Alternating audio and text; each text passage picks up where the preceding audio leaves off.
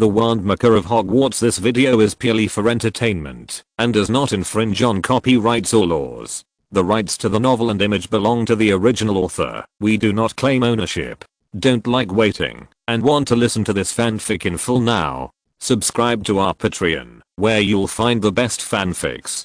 Chapter 51. I won't pretend anymore. I'm the mastermind. Faced with the Harry trio's concealment of the truth from him, it was impossible for Liu Sen not to be disappointed. Hermione used her little brain to connect the known clues and stubbornly felt that there was something wrong with Snape. But it was wrong for her to keep imposing her own judgment on Harry and Ron. What disappointed Liu Sen the most was Harry and Ron, good brothers living under the same roof and in the same dormitory, were actually split into two groups by a girl. Harry was still a little hesitant, and he was not sure whether to believe Hermione or Liu Senator. On one hand, there was a good friend who told him that Snape was a good man, and on the other hand, there was a beautiful and smart girl who was convinced that Snape wanted to kill him. It was really hard to judge. But what about Ron? He had no opinion at all, and was easily turned against by Hermione's glance. If you like reasoning games, go ahead and play them. I won't accompany you. But I still say that Snape is not an enemy. Liu Sen said and turned around to leave alone. These three insisted on solving the case according to their own ideas. It was useless to stop them. In the end, they would prove who was right and who was wrong.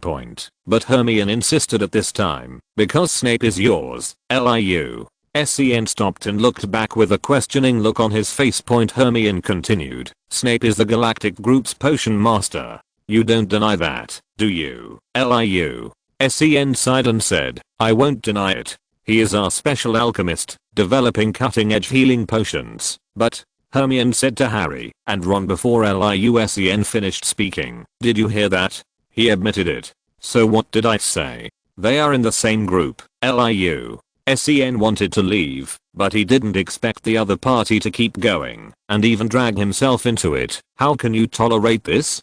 Haha. Fine. Then don't blame me. Liu Sen, who had a plan in mind, couldn't help but smile sinisterly. Little Hermione, you are not cute like this. In fact, everything I do is for you.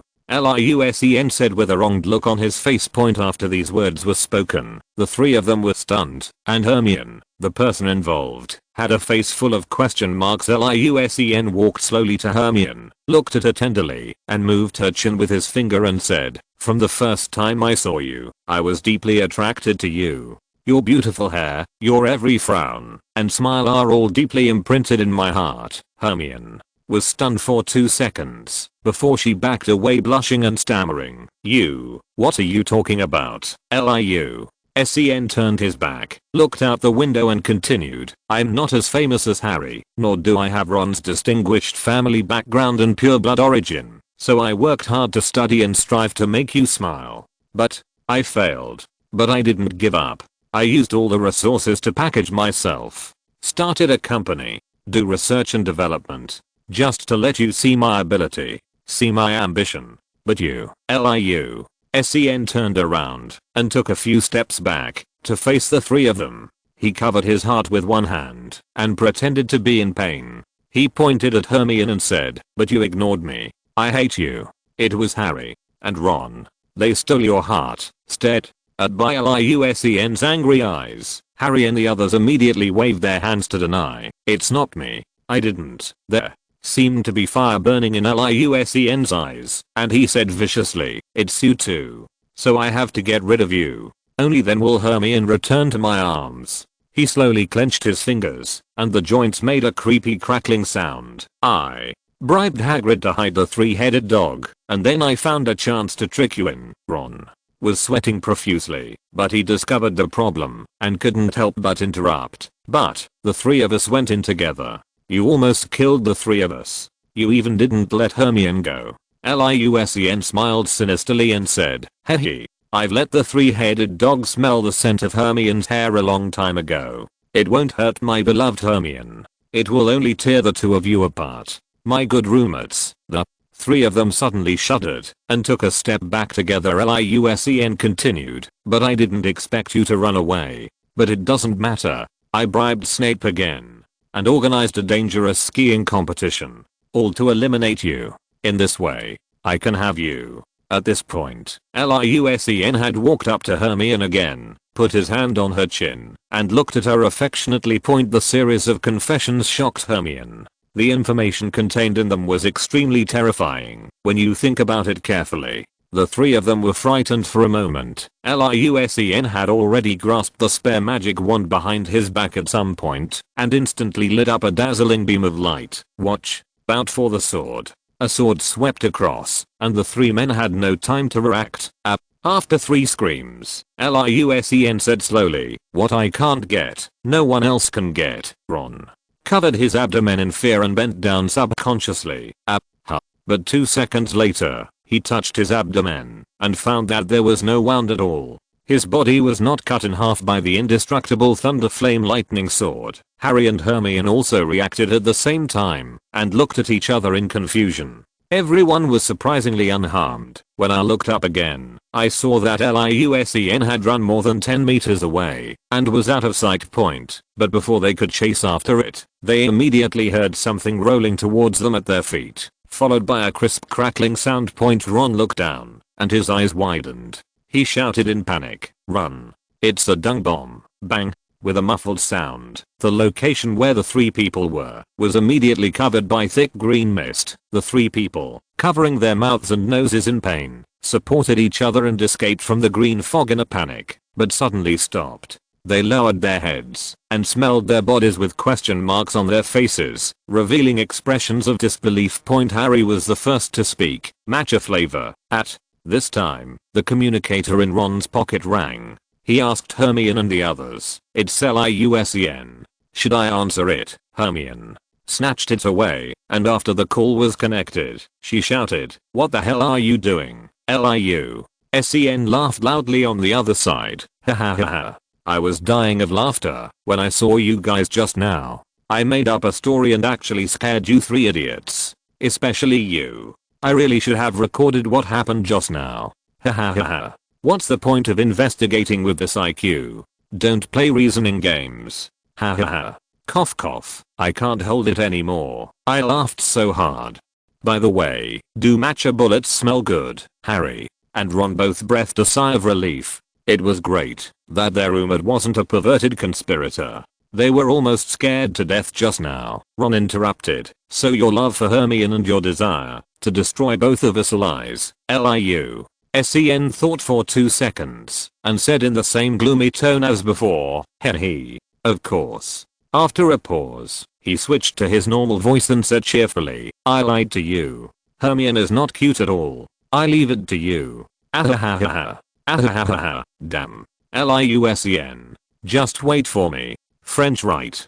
Go to hell. Bang. The mad Hermione even blurted out the words forbidden to broadcast and cursed without caring about her image at all.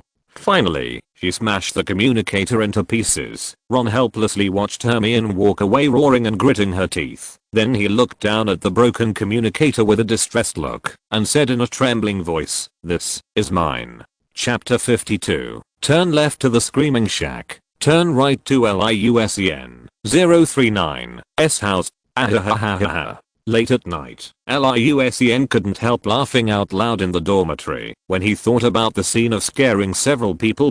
Harry threw a pillow at him and said, "That's enough. You've been laughing all night. We are really scared of you." "That's right." Hermione was scared and crying. Ron also turned over and got up from his bed. The mouse on his quilt immediately rolled under the bed, squeaking, "Oh, I didn't mean it. Are you okay, Banban?" He picked up the mouse and stroked it twice, comforting it. Liu Sen passed the pillow to Ron and said, "Is she scared? Is she angry?" Harry took the pillow that Ron passed to him and said, "That's because you were angry. She was mad as hell." Liu Sen put away his smile and said, "You guys just won't listen to my advice. I told you who the villain is, but you just don't believe me. You have to investigate it yourself." Ron interrupted, "We are still investigating what's underneath the 3-headed dog. Hagrid once let it slip that it was Dumbledore and N.I. Ahem." Harry interrupted, They and Hermione had promised not to tell Liusen that they were looking for Nicholas Flamel. Ron also remembered it at this time, and he covered his mouth in fear. Liusen shook his head. These two roommates obeyed Hermione's orders. Since they like to mess around, let them do it. So Liusen changed the subject and asked his three roommates, by the way, did you go home for Christmas? Neville thought for a moment and said, I've been home before, and my grandmother has already written to me. Speaking of Christmas, Ron was no longer sleepy. He said happily, my parents are going to Romania to see my brother this year. Originally, they were going with just Ginny, but my mom got a big year-end bonus last week, so we decided to go together. Oh, thanks, Liusen. This is what she deserves. Liusen replied with a smile, and then several people turned their eyes to Harry. I stayed in school, but it's good. Really, I don't want to go back to my aunt and uncle's house. Harry's childhood was truly a sad one. Liusen saw several people looking at him, so he said, I will stay in school like Harry. Harry was surprised and delighted and asked, why don't you go home? Liusen rested his head on his arms, crossed his legs and said, I'm of Chinese descent, so Christmas doesn't matter to me.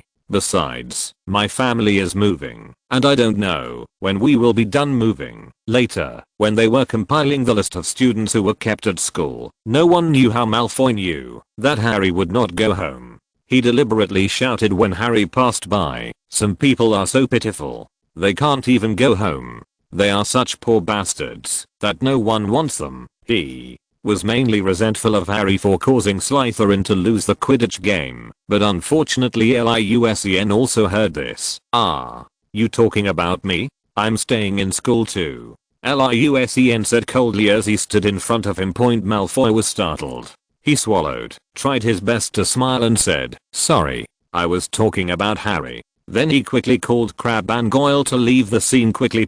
Harry was very happy to have such a powerful friend like Liusen to accompany him, but on the last day of the holiday, Hermione came to him mysteriously. After the two of them muttered to each other, the elementary school bully turned around and took 2 steps, then ran back and punched Liusen on the shoulder. Then he glared at him fiercely before dragging his suitcase away. Ron, who left school with Hermione, shrugged helplessly and said, see you after the holidays. Then he ran a few steps and followed Hermione away happily. The next day, early Christmas morning, Liusen and Harry were unwrapping gifts by the bed. They had received presents from Mrs. Weasley in the mail, a smart new sweater for each and a large box of homemade fudge. Harry also received a reply letter from the Dursleys. Inside was a coin, which was their Christmas gift to Harry. Harry tossed the coin aside and muttered, that's friendly. Then Harry opened his last package and found a cloak that shone with silver. It felt smooth to the touch, as if it were woven from water. Congratulations, Harry. This is a very rare invisibility cloak. Liusen remembered what it was and said, put it on and try it out. Harry put it on and really turned into a transparent person. Who gave it to me? Harry asked puzzledly. There was a note in the box, written in a thin artistic font. Your father left this thing to me before he died. Now it's time to return it to you. You said well. Apart from this, no signature was left. In addition to the gifts from his family, Liusen also received a new product sent by Lupin, a large-scale wizard board game, Muggle War 1 Medieval. This board game was planned and designed by Liusen, and Lupin spent a lot of time to make it a reality. It is based on the same principle as the wizard chess, but it is much more complicated. This is a foldable box that is the size of 2 chessboards. When unfolded, inside is a magical sandbox with 10 different terrains pre-made. At the beginning of the game, each side has 1000 gold coins and can choose to purchase different types of soldiers to fight, including spearmen, lightly armored swordsmen, heavily armored cavalry, ranged archers, and engineers responsible for construction. Each type of soldier has a different price, and each has its own advantages and disadvantages in speed, attack power, and attack distance, requiring players to match them by themselves. There are also various wild monsters distributed on the map, and you will get gold coins after destroying them. The ultimate goal is to attack the opponent's home Whoever occupies the opponent's castle first will be the winner. It looks simple, but if you don't know how to match your troops or rush forward without a battle strategy, you will be defeated quickly. Harry and Liu played for a whole day without getting bored. This game is totally ahead of its time. You have to know that in '91, electronic games were still in the era of red and white machines and arcades, and there was no such real-time strategy game. The graphics and operation are even more overwhelming in this era. Not to mention the Wizarding World, where Quidditch and Wizard Chess are the only games. LIUSEN feels that this product will definitely sell well. The dinner was relatively rich, but not many people came to eat as most of the students had gone home for Christmas. In the teacher's seat, Dumbledore had changed into a lady's wizard hat with flowers on it.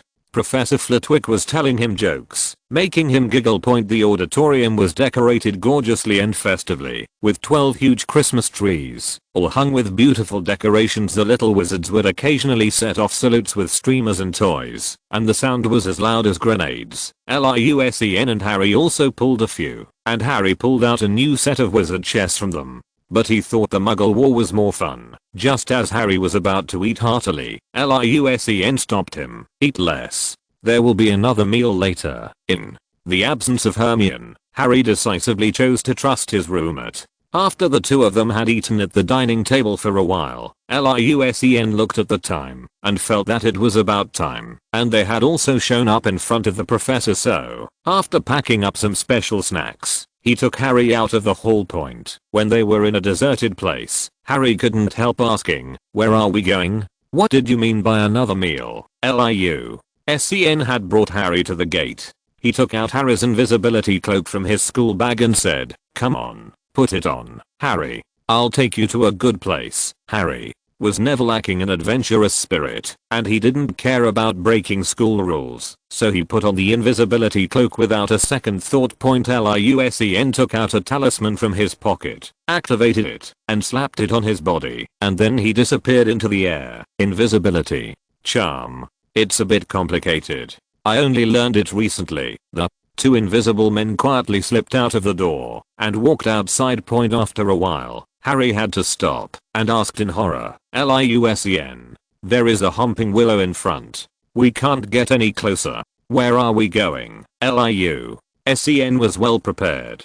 He took out a spare wand from his pocket and cast a transfiguration spell on a small stone.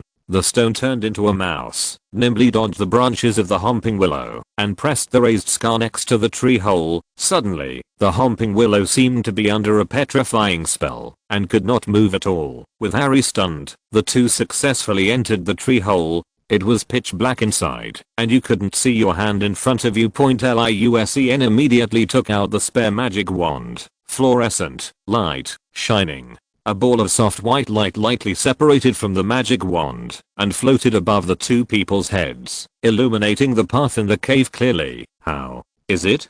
Quite convenient, right? Let's go, Harry. There's a delicious meal waiting for us. After saying that, he took the lead and walked forward.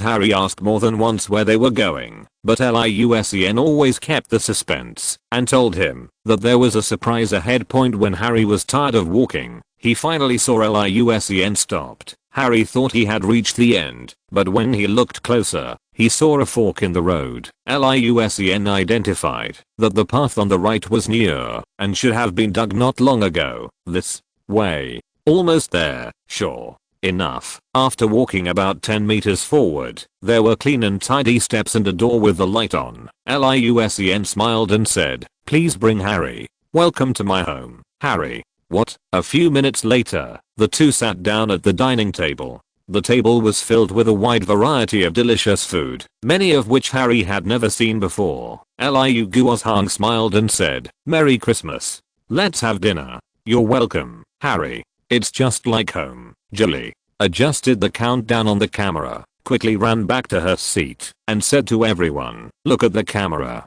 Say eggplant. Click I want to try the food at Hogwarts first.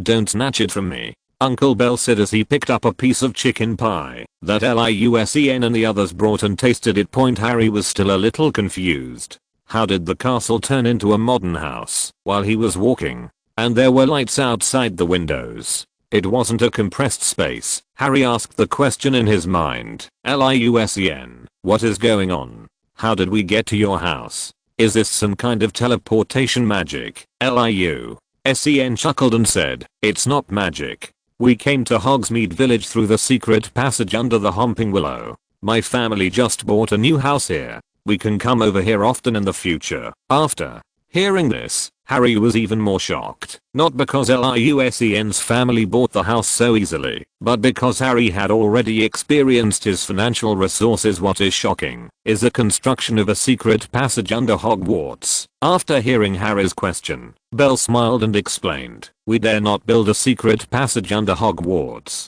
This secret passage has been built for a long time, and it originally led to the Shrieking Shack. The Shrieking Shack? Harry exclaimed. This famous attraction in Hogsmeade is quite famous. He heard from the senior wizards that it is haunted. And it is haunted by evil spirits. Liusen picked up a piece of braised pork with chopsticks and said as he ate, the Screaming Shack is next door, Harry. Hash. Liusen picked up a piece of braised pork for Harry and said, Merry Christmas, Harry. Stop daydreaming. Try some Chinese food, Harry. Imitated Liusen and put the meat into his mouth with chopsticks. The meat fragrance filled the air immediately after taking a bite. The soft and glutinous texture and the perfect sweetness made the meat fat but not greasy, leaving a long aftertaste. Next, steamed fish, braised pork elbow, roast duck, sweet and sour pork tenderloin, kung pao chicken. Harry couldn't help but sigh. China has so many delicious foods. Liu Guozhang said at this time. Come on, let's pick up our glasses and have a drink. Merry Christmas. Merry Christmas. Ding ding. Harry followed everyone else's example and clinked glasses. It was the first time he felt such a peaceful and joyful family atmosphere. Chapter 53. Take a walk after dinner and stroll in the restricted book area. Liusen, who was burping, walked in the secret passage with Harry, whose belly was swollen. They each held a toothpick in their mouths, hummed a tune, and returned to school happily. As for why I didn't stay at home, it was because the house had just been renovated and many of the custom-made high-end furniture had not yet arrived. But this is more to their liking. When you are full and satisfied, it is suitable to take a stroll. As the saying goes, take 100 steps after a meal and live to 99. This sentence seems like an insult in the wizarding world of longevity. Dumbledore is over 100 years old. A certain old man who owns the Philosopher's Stone just celebrated his 666th birthday. Thinking of this, Liusen turned around and asked Harry, who was walking with difficulty while holding his belly, by the way, what did Hermione whisper to you when she left school? If it was a little love talk, then there's no need to say it.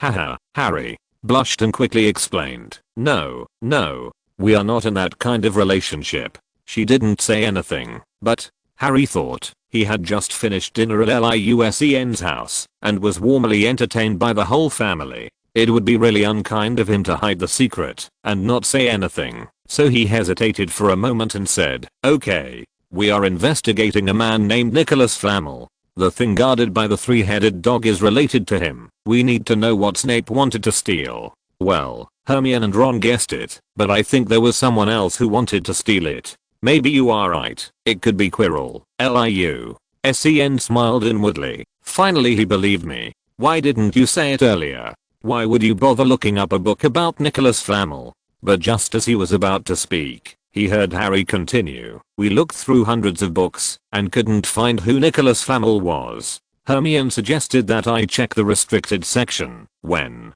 Liusen heard this, his eyes lit up and he said, what are we waiting for? We've had a big meal tonight, so let's just take a walk. Let's go to the restricted books section now. Harry's eyes lit up too. He thought for a moment and said, then I'll wear the invisibility cloak. I use the invisibility charm. The two hit it off immediately, and after turning invisible, they walked out of the Homping Willow's tree hole and headed straight for the library. The quiet corridor was empty. It was already past the time for the little wizards to go to bed, and most of the teachers and students in Hogwarts had gone home for the holidays. It was a dark and windy night, and it was the perfect time to steal books. But how could it be called stealing? When it comes to studying, the two little transparent people use the unlocking spell to sneak into the restricted book area unimpeded. Liusen immediately took out the number 2 spare magic wand and turned the lighting spell into the fluorescent stick mode. Looking at the banned books tied with chains, Harry swallowed and didn't know where to start. He picked up a book at random and was about to open it when Liusen stopped him. This book is wrong. There is an evil magical fluctuation. As soon as Liusen finished speaking, the book that was pulled out began to tremble violently on the table. Both of them heard a faint roar coming from inside. It seemed like something wanted to come out. The two looked at each other, quickly held the book down, and together stuffed it back into the bookshelf. It's horrible. No wonder it's a banned book. How can I read it? Harry said fearfully. Liusen rubbed his hands, took out a book called Annotations of Powerful Spells, and started reading it. The magic in it is quite radical and rough, and it emphasizes that a strong force can create miracles. It's just a bit time consuming for wizards, and if used improperly, the magic will backfire. In the mildest case, the magic power will be exhausted, and in the worst case, the body will explode and die. This, Liusen quickly stuffed it back and exchanged it for a book called The Making of Powerful Magic Potion. Love potions, polyjuice decoctions, powerful soul-stealing potions. These are all things that are not allowed to be used. Interesting. After that, Liusen read several more books with great interest. Compared with the milder spells in the textbooks, many things here are quite taboo and challenge the moral bottom line. It is indeed a banned book. It is indeed not suitable for young wizards to read. Harry carefully pulled out a few modern history books and flipped through them, but still couldn't find any information about Nicholas Flamel. He was a little sleepy at this moment and yawned several times in a row. Liusen looked at the time and found that it was already past 12 o'clock, so he put the book back and took Harry back to the dormitory. Harry muttered quietly under the invisibility cloak, losing confidence in the mission to find Nicholas Flamel. Suddenly he bumped into the invisible Liusen in front of him, and before he could open his mouth he heard a cat's meow not far away. Harry was shocked. It was Mrs. Norris. This meant Filch was not far away. Sure enough, a few seconds later Filch turned around from the far corridor with a magic spray gun. What's worse is that there was a ghost head floating next to him.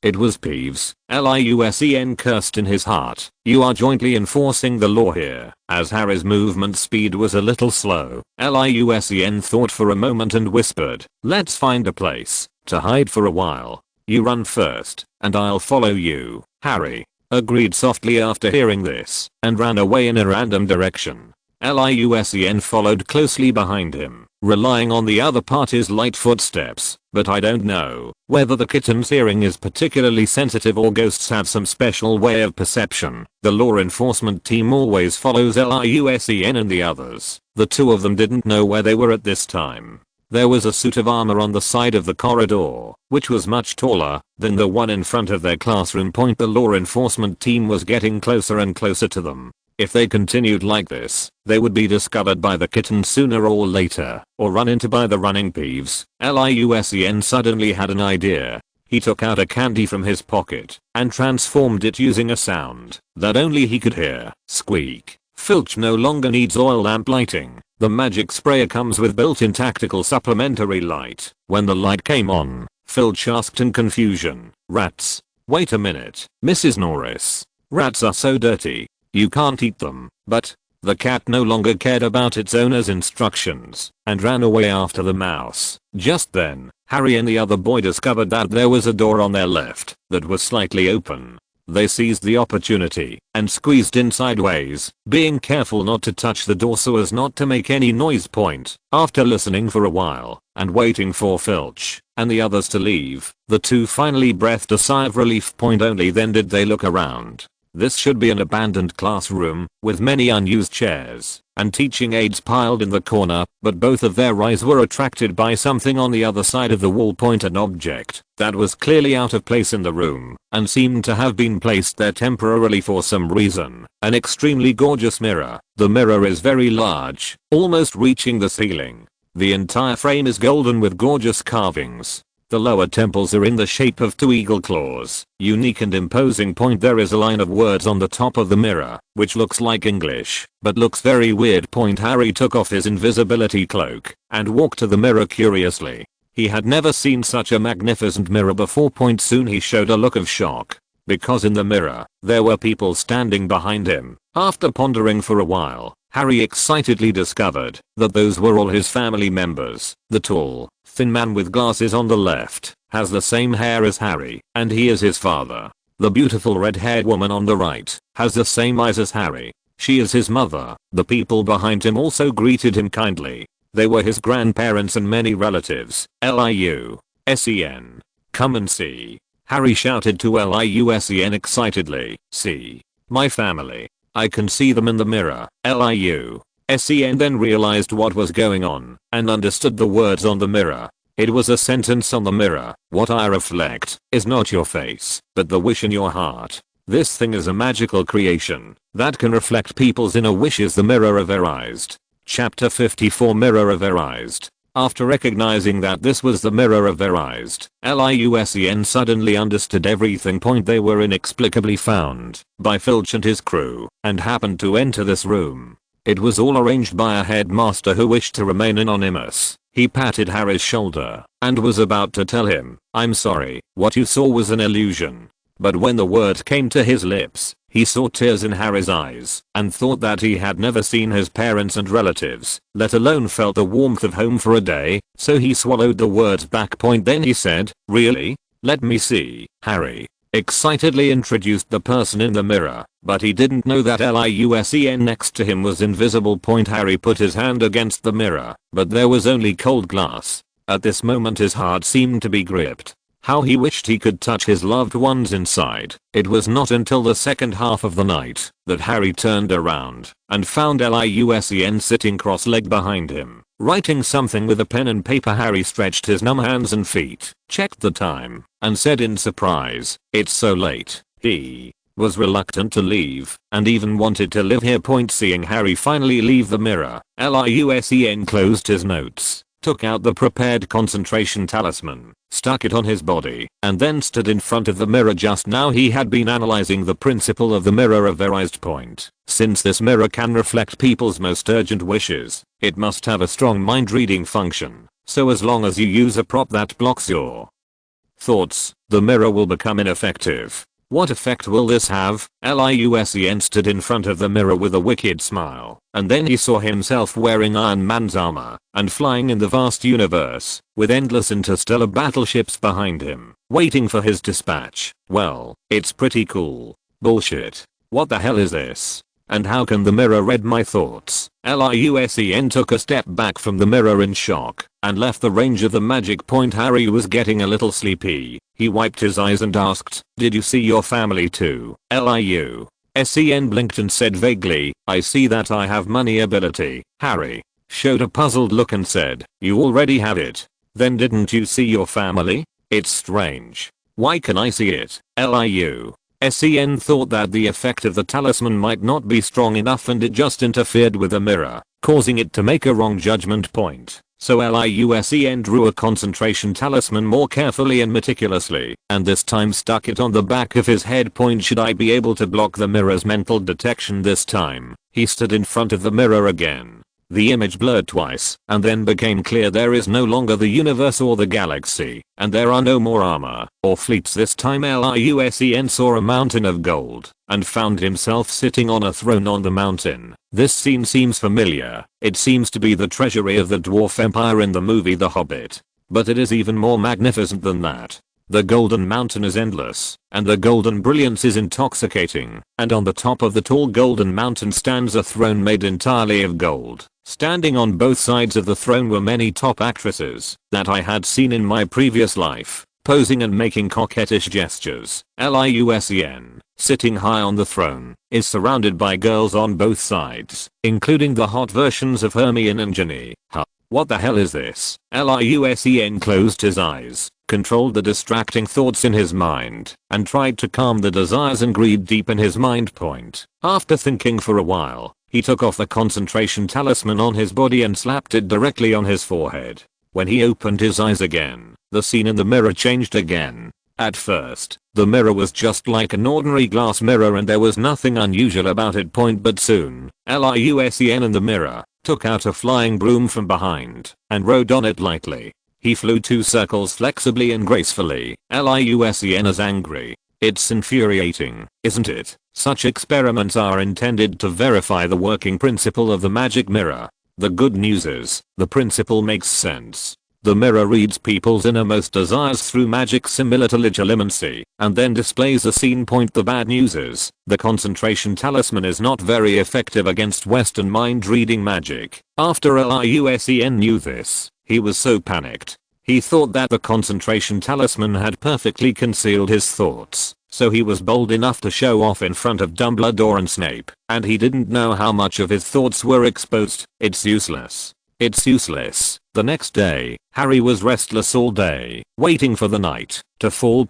Late at night, he couldn't wait to put on his invisible cloak and dragged Liu Sen to find a mirror. Harry was in a trance last night and didn't know how Liu Sen brought him back, so the task of finding the way was given to Liu Sen. Fortunately, Liu Sen was not bad at finding his way and he carefully memorized the room where the mirror was. The two arrived at the room they had stayed in last night. Harry couldn't wait to throw away his invisibility cloak, ran to the mirror, and looked at his family members in the mirror in fascination. Liu Sen quietly left the room and went to the forbidden book section of the library to find the practice methods of legilimency and occlumency. It was already late at night when I returned to Harry, but Harry just sat in front of the mirror without moving a step and didn't even notice Liu Sen coming back. Liu Sen shook his head, opened the copied notes, and began to study them. The main operating principle of occlumency is to allow the caster to build a mental barrier to train the defenseless mind, ultimately achieving the effect of defending against or even rebounding mind reading. But there is an important prerequisite for training. That is, if you want to learn how to defend and counterattack, you have to learn how to be beaten. Only after being beaten many times can you find the weak points of your soul and develop a sense of resistance. And isn't the mirror of their eyes before us a perfect feeding machine? Liu Sen also studied telepathy, which is a skill that can condense mental power and ultimately break through other people's mental defenses and spy on their thoughts. It's just like the brain blocking technique. One is attack and the other is defense. In the second half of the night, Harry left the mirror more haggard than the day before. He said with some guilt, "I'm sorry for making you wait for me for so long. I couldn't help but want to stay a little longer when I saw my family." After comforting Harry, Liu Sen asked him to sleep in the backpack space for a while, and he would return to the dormitory. After practicing, Liu Sen came to the mirror again and rubbed his hands, thinking that this time I have the method to practice brain occlusion. Let's see if you can still peek into my thoughts. Liu Sen did not put up the concentration talisman, but was thinking about the key points of the closure technique. After waiting for a while, the image in the mirror was surprisingly stable. There was no change. This meant that the practice was successful, and many more. Shit. Who are you trying to fool? Liu Sen understood that his inner wish at this moment was not to have his thoughts read by the mirror and to successfully practice the brain closure technique, so the cunning mirror fulfilled his wish. The picture did not change at all. After figuring it out, Liu Sen touched his chin. His heart gradually became abnormal, crossed out, and his heart gradually relaxed. If you're listening to this novel on a channel other than Fanfic World, it means they downloaded and uploaded it without effort. We cordially invite you to visit our channel, Mundo Fanfic Novelos. There you'll find the original version of this story and you can explore many other novels of various genres. We're waiting for you to immerse yourself in a world of incredible novels. Chapter 55. Can brain occlumency be practiced this way? The result of just thinking about mastering the art of occlumency is that the mirror doesn't change at all. After figuring it out, Liu Sen's mind gradually emptied, and he began to think about his deepest wishes. The scene in the mirror had indeed changed. This time, Liu Sen was dressed elegantly and formally, standing on a high podium, talking to the camera and microphone. The officials and the public below applauded and cheered excitedly. He became the president of the International Magical Confederation. and the Secretary General of the United Nations, and the Prime Minister of Iron Country are this. After careful feeling, Liu Sen actually found a trace of his mind being invaded, but it was not strong enough. He took a step back, then stepped forward again, his mind continuing to wander, trying not to resist. The scene changed, and Liu Sen was lying on a long white leg. There were many beautiful women in cool clothes, and with natural beauty around him, serving tea and water, and massaging his shoulders and back. A long line of palace maids are waiting for their masters to taste their delicacies with plates of delicious food. Liu Sen didn't even need to raise his hand. The beauties around him stretched out their slender hands, picked up the most delicious part of the dish with chopsticks, and fed it into Liu Sen's mouth. This is good. Okay. There is something. A mirror. However, the greed and intoxication in Liu Sen's eyes flashed away, and he instantly grasped the magic power that seeped into his mind. A clumancy activated. In a flash, the beauties in the mirror became blurry, and they all showed expressions of resentment, grievance, pity, and reluctance.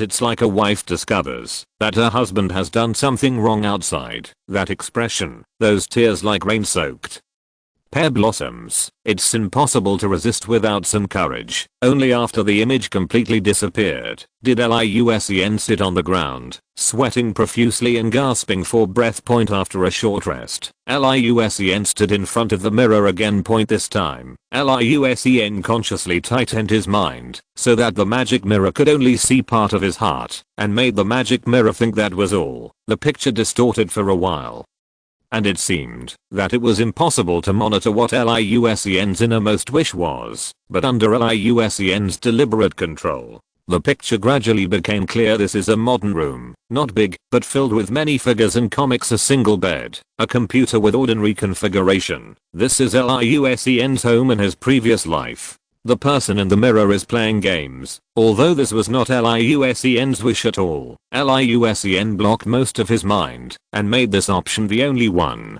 So the picture became like this. The next step is to gradually let down your guard and let your mind run free again. The scene changed, and Liu Sen's home became spacious and luxurious, with blue sea and blue sky outside the window. This place has become a large villa with a sea view. Liu Sen in the mirror is still playing games, but his body shape has become perfect, his muscles are well proportioned, and he has become extremely handsome. Just as handsome as the reader who is reading the book. He has 8 watches on each arm, including Rolex, Omega, Vacher and Constantin, IWC, Patek Philippe, shining brightly. There is an 80-pound gold chain around her neck, and her fingers are covered with colorful diamond rings and gemstones. Lying on the big bed behind him are the Empress, Nami, and Nico Robin. The ones pouring tea are Hiruno Sakura-ran, Hyuga Hinata, and the ones playing games with him on his left and right are Asuka and Ayanami Rie. Clothes cannot be mentioned.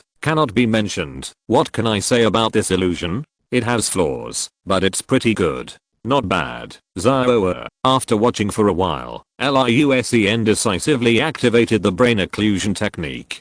The image in the mirror stopped abruptly. Liu Sen wiped the sweat off his forehead with satisfaction. Well, I do have great perseverance. After repeating this several times, Liu Sen was extremely exhausted. He staggered back to the dormitory and slept until noon before he recovered. In this way, he and Harry sneaked out of bed in the middle of the night for several days and went to the Mirror of Verized to work the night shift. With the help of the Mirror of Verized's efficient and intuitive instant feedback and the pure mind reading magic without any personal involvement, Liu Sen quickly mastered the art of brain occlusion, and by utilizing the mirror's ability to provide real-time feedback, you can exercise your consciousness and control it freely. Liu Sen couldn't help but sigh that this magic mirror was simply a magical tool for practicing brain occlusion. However, after in-depth research, Liu Sen suddenly discovered a major problem. That is, how did the magic mirror know what Harry's family looked like? Almost all the illusions Liu Sen saw in the mirror could be found in his memory point, so he can think that the principle of the magic mirror is very simple. That is, after the magic mirror reads people's innermost wishes, it materializes a scene point at the same time.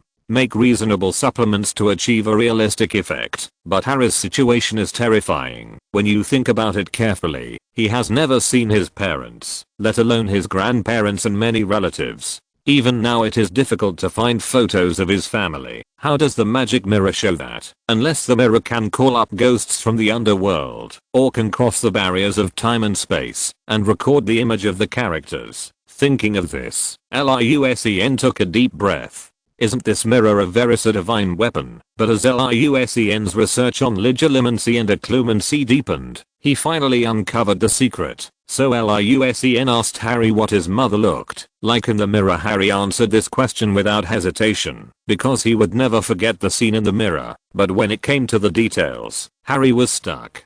Green eyes or blue eyes? Red hair or blonde hair? Harry frowned and tried hard to recall, but soon he mixed up information such as his parents' hair color and facial features. That doesn't make sense. The image was there when I closed my eyes. At night. We'll go there at night. I'll tell you. At night. Harry still couldn't wait to run to the mirror, greedily enjoying the false family warmth in the mirror. Liu Sen asked again about the details of his parents' appearance, and this time, Harry answered all of them fluently, but he didn't realize that Liu Sen asked the question 3 times, but the answers he gave were not the same. In this way, Liu Sen understood everything. The magic mirror did not create any images, but the person looking in the mirror created the images. This thing is worthy of the name magic mirror. It materializes the desires in people's hearts. If the person looking in the mirror has a reference in his memory, he can use it. If not, it depends on the user's own imagination. The wonderful thing about it is that the user can't tell the difference between real and fake, nor can they realize that there is anything wrong. The scene in the mirror is just like a dream. Sometimes we have very realistic dreams, where the things and characters in the dreams are exactly the same as in reality point. But the fact is, everything in dreams is painted by the brain. Wherever you pay attention, the details there will be enhanced and drawn more finely by the brain point. All unreasonable places in the dream will be subconsciously ignored, and this process will not be noticed. Therefore, the clearer and more complicated the dreams are, the worse the rest will be, and the more tired one will feel. The same is true for the mirror of their eyes. The more complicated your wishes, the more mentally taxing it is. The more details you pay attention to, the greater the load on your brain. The mirror of their eyes has ruined many people, making them addicted to illusions, sitting in front of the mirror all day, and eventually becoming thinner, and wasting their precious time. That's the principle. Chapter 56. Work Magic Mirror. It was another night, and Harry retired again in exhaustion in the second half of the night. Liu Sen had already sorted out his thoughts and continued his journey of cultivation. Liu Sen felt that he had practiced enough and the mirror had lost all threat to him. Relax, be read, activate occlumency, reset the picture, search for a thief. But Liu Sen, who had relaxed his vigilance, did not notice that the person in the mirror actually revealed a strange sneer when he was not paying attention. Liu Sen, who was organizing his thoughts in front of the mirror, had not yet figured out what to let the mirror show in the next round. But when he looked up, he saw himself in the mirror taking out a gem with a faint red glow from his pocket. Liu Sen's eyes suddenly became hot. That was the magic stone. The scenes in the mirror changed rapidly, as if the fast forward button was pressed. In the flashing pictures, Liu Sen's clothes became more and more gorgeous, and his status became more and more noble. He used the Philosopher's Stone to concoct the elixir of life, and also used it to turn large amounts of mortal iron into gold. After that, he rose rapidly to prominence, successfully acquiring unimaginable power step by step. Behind him, towering buildings and sci-fi-style warships gradually emerged. His throne also moved from a mansion to a palace, and then to a space mothership. Liu Sen gradually became addicted to it, and the magic stone played a key role in these scenes. Whether it was inexhaustible funds, or infinitely extended life, or even many scientific and technological research results, the magic stone was behind them. The Philosopher's Stone. I want the Philosopher's Stone. It's mine. In reality, bloodshot appeared in Liu Sen's eyes, and his expression gradually became distorted and hideous. When he saw this scene in the mirror, he immediately smiled with a look of success, but the next moment, Liu Sen, who seemed possessed, suddenly said with a sinister expression, "The ring is mine. My baby. It's my preckless." Liu Sen in the mirror looked down at the magic stone in his hand with a bewildered expression. "What?" Black question mark face. Liu Sen regained his composure in an instant and said with a smile, "You should show the Lord of the Rings. You don't even know such a classic line. Do you need me to teach you?" Liu Sen in the mirror quickly conjured up more scenes of success and fame, but Liu Sen had already laughed and said, "You've been exposed, Zara. I had already closed my mind at that time, but you created the illusion yourself. From the moment you moved, you lost. The mirror of Erised is actually intelligent." Liu Sen had suspected this before. With the accumulation of magic power, many ordinary magic creations will develop intelligence, not to mention this powerful thing that is specifically designed to confuse people's minds. It's just that in the past few days, Liu Sen had played with the mirror in many ways, but he didn't see anything unusual with it. Even Liu Sen crossed out the assumption that the magic mirror has self-awareness in his notebook. In recent days, I have been practicing brain occlusion completely according to the idea that the magic mirror can only guide the user to describe their wishes. Fortunately, just before his mind was lost, Liu Sen subconsciously practiced the Chinese meditation method in his mind, which allowed him to retain a trace of clarity. The horror of the magic mirror is now revealed. Guiding wishes and materializing them is enough to deal with most people. But if your desire is not strong enough and your defensiveness is too strong, then sow desire, nourish ambition, and finally reap desire. Let the user fall into the abyss step by step. After realizing that the magic mirror was intelligent, Liu Sen was not afraid. Instead, he became more adept at using it. He treated this mirror that drove countless people crazy as an emotionless work mirror. Make the palace more magnificent. Make the weapons more dazzling. Your curvature engine looks like this. Can you pay more attention? Where are the details? Give me the details. Where is the detailed mechanism diagram? Look carefully at the blackboard. This is an own gravity acceleration equation. These are the parameters needed for derivation. Solve the anti-gravity equation for me. Quickly. This is my wish. Make it come true. At this moment, the mirror's inner thoughts. Shame on you. Open your mind. Use your subconscious to solve it yourself. You're making me, a mirror, work in vain. Woo woo woo. Of course, the magic mirror can't give the answer to designing and solving problems. It's just a mirror. Even if it has devoured the thoughts and memories of countless wizards, something that doesn't exist at all is still difficult for a mirror. Liu Sen shook his head in disappointment. This time, the mirror of Erised was really not threatening at all. It had become a painting assistant with its own AI. And it was an AI with a low IQ. Mirror, say it again. Are you polite? Just when Liu Sen was about to leave, a hand suddenly rested on his shoulder. A ghost. Liu Sen shouted in horror. When I looked closely, it turned out to be Headmaster Dumbledore. I remember you are the one who is least afraid of ghosts in the whole school. He blinked. Liu Sen thought that the illusion in the mirror affected his real senses, and he happened to be distracted just now, so he was frightened. It's you. I thought the mirror had become a spirit. Dumbledore stood in front of the mirror and said slowly, thousands of wizards have been fascinated by this mirror and have been unable to extricate themselves from the illusory scenes. But for someone like you to use the mirror as a training tool, I can only say that it really opens my eyes. Liu Sen felt a little guilty. Haha. It's okay. Mainly because I'm a pure person and the mirror can't do anything to me. Mirror, aren't you afraid of being struck by lightning? If you tell a lie, your wishes are out of line. Dumbledore was so amused by such a shameless remark that he didn't know what to say.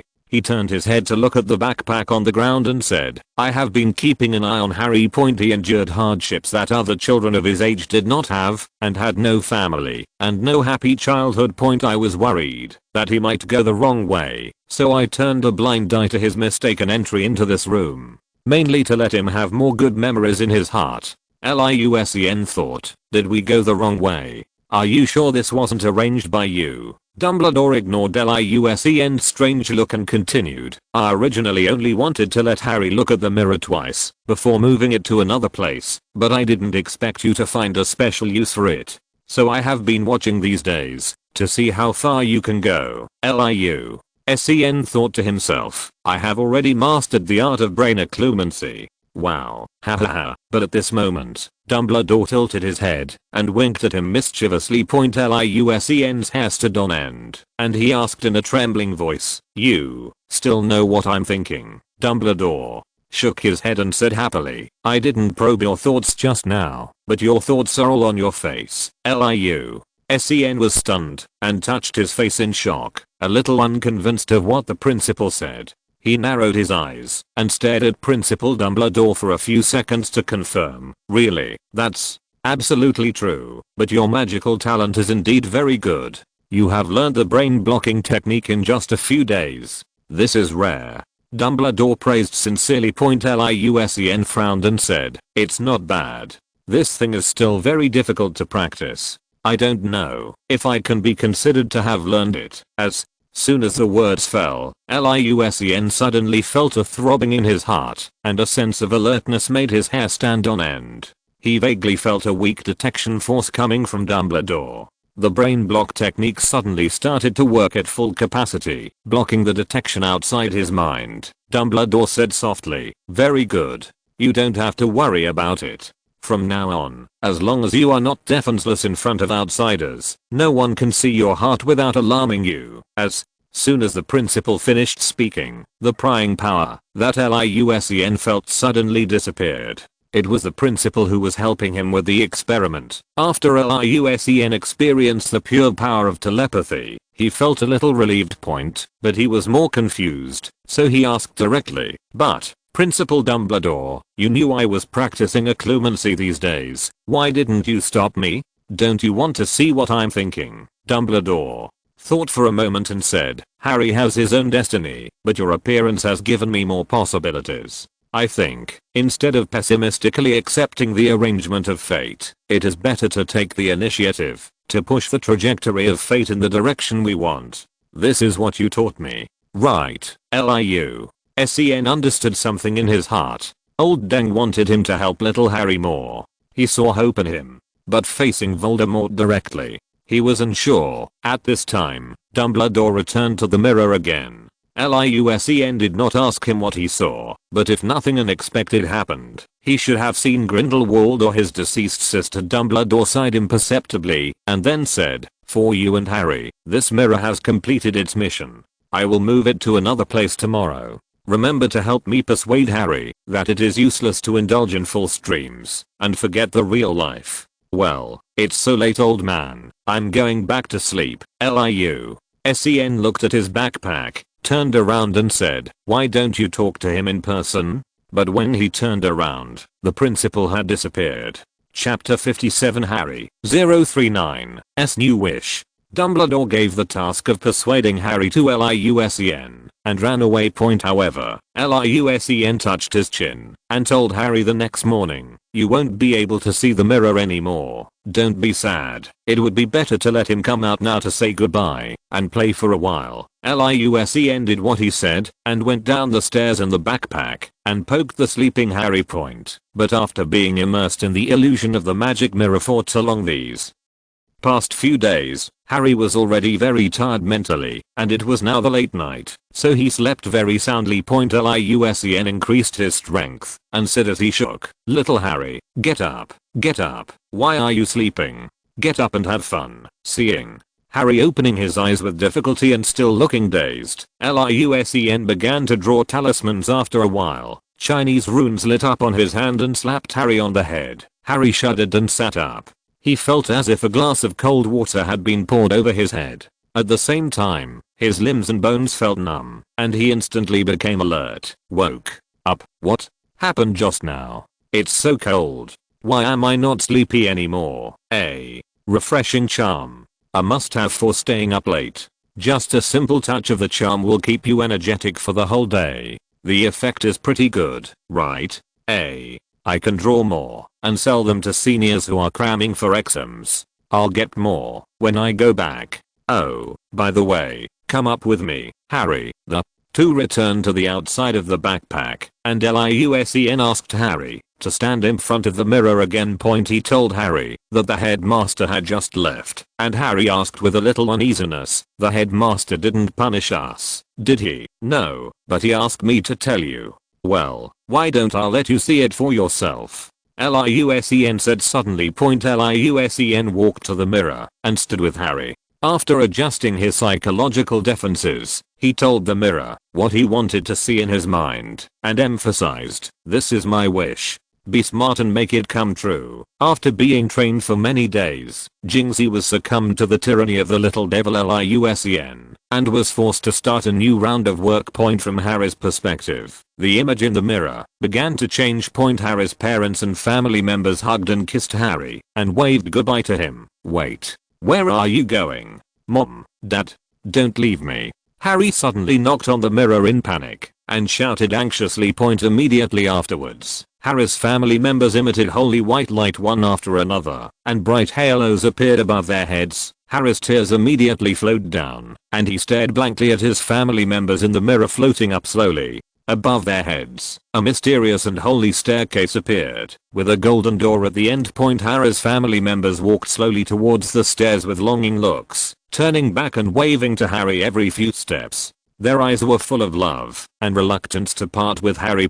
Harry's grandparents were the first to pass through the door. The moment they stepped through, a brighter white light suddenly emanated from their bodies, and small white wings grew behind them. Harry understood that his family was going to heaven. When they arrived at Harry's parents' house, they hugged each other and cried, showing their deep reluctance to leave Harry. Harry couldn't bear it any longer. He shouted even louder, "Don't go. Stay.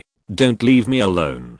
Liusen, help me. Think of a way." Liu-Sen shook his head and said, "Harry, don't get excited. These are actually illusions." Harry was stunned because as Liu-Sen finished speaking, the scene in the mirror suddenly stopped moving.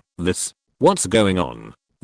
Aren't they ghosts? Harry said in shock. Liu-Sen then sighed and introduced, "Harry, this is the mirror of your eyes. I haven't told you this because I wanted you to be happy for a few more days. But the truth is, the images in the mirror are all illusions. They are the wishes of your heart." Harry stared at his parents standing still, and his family members who had ascended to heaven in the distance, without saying a word for a long time. At this moment, his heart was broken. Although he knew that the dead could not be resurrected, he had always thought that those were the souls of his parents and family members. It was the first time that they were so close to him. It was the first time that he was no longer alone. With tears in his eyes, Harry said angrily, "Why? You knew it was fake, but you didn't tell me. You knew it a long time ago. Although it is an illusion, it is your inner wish after all. How can I bear to interrupt such a wonderful moment? However, it has been several days.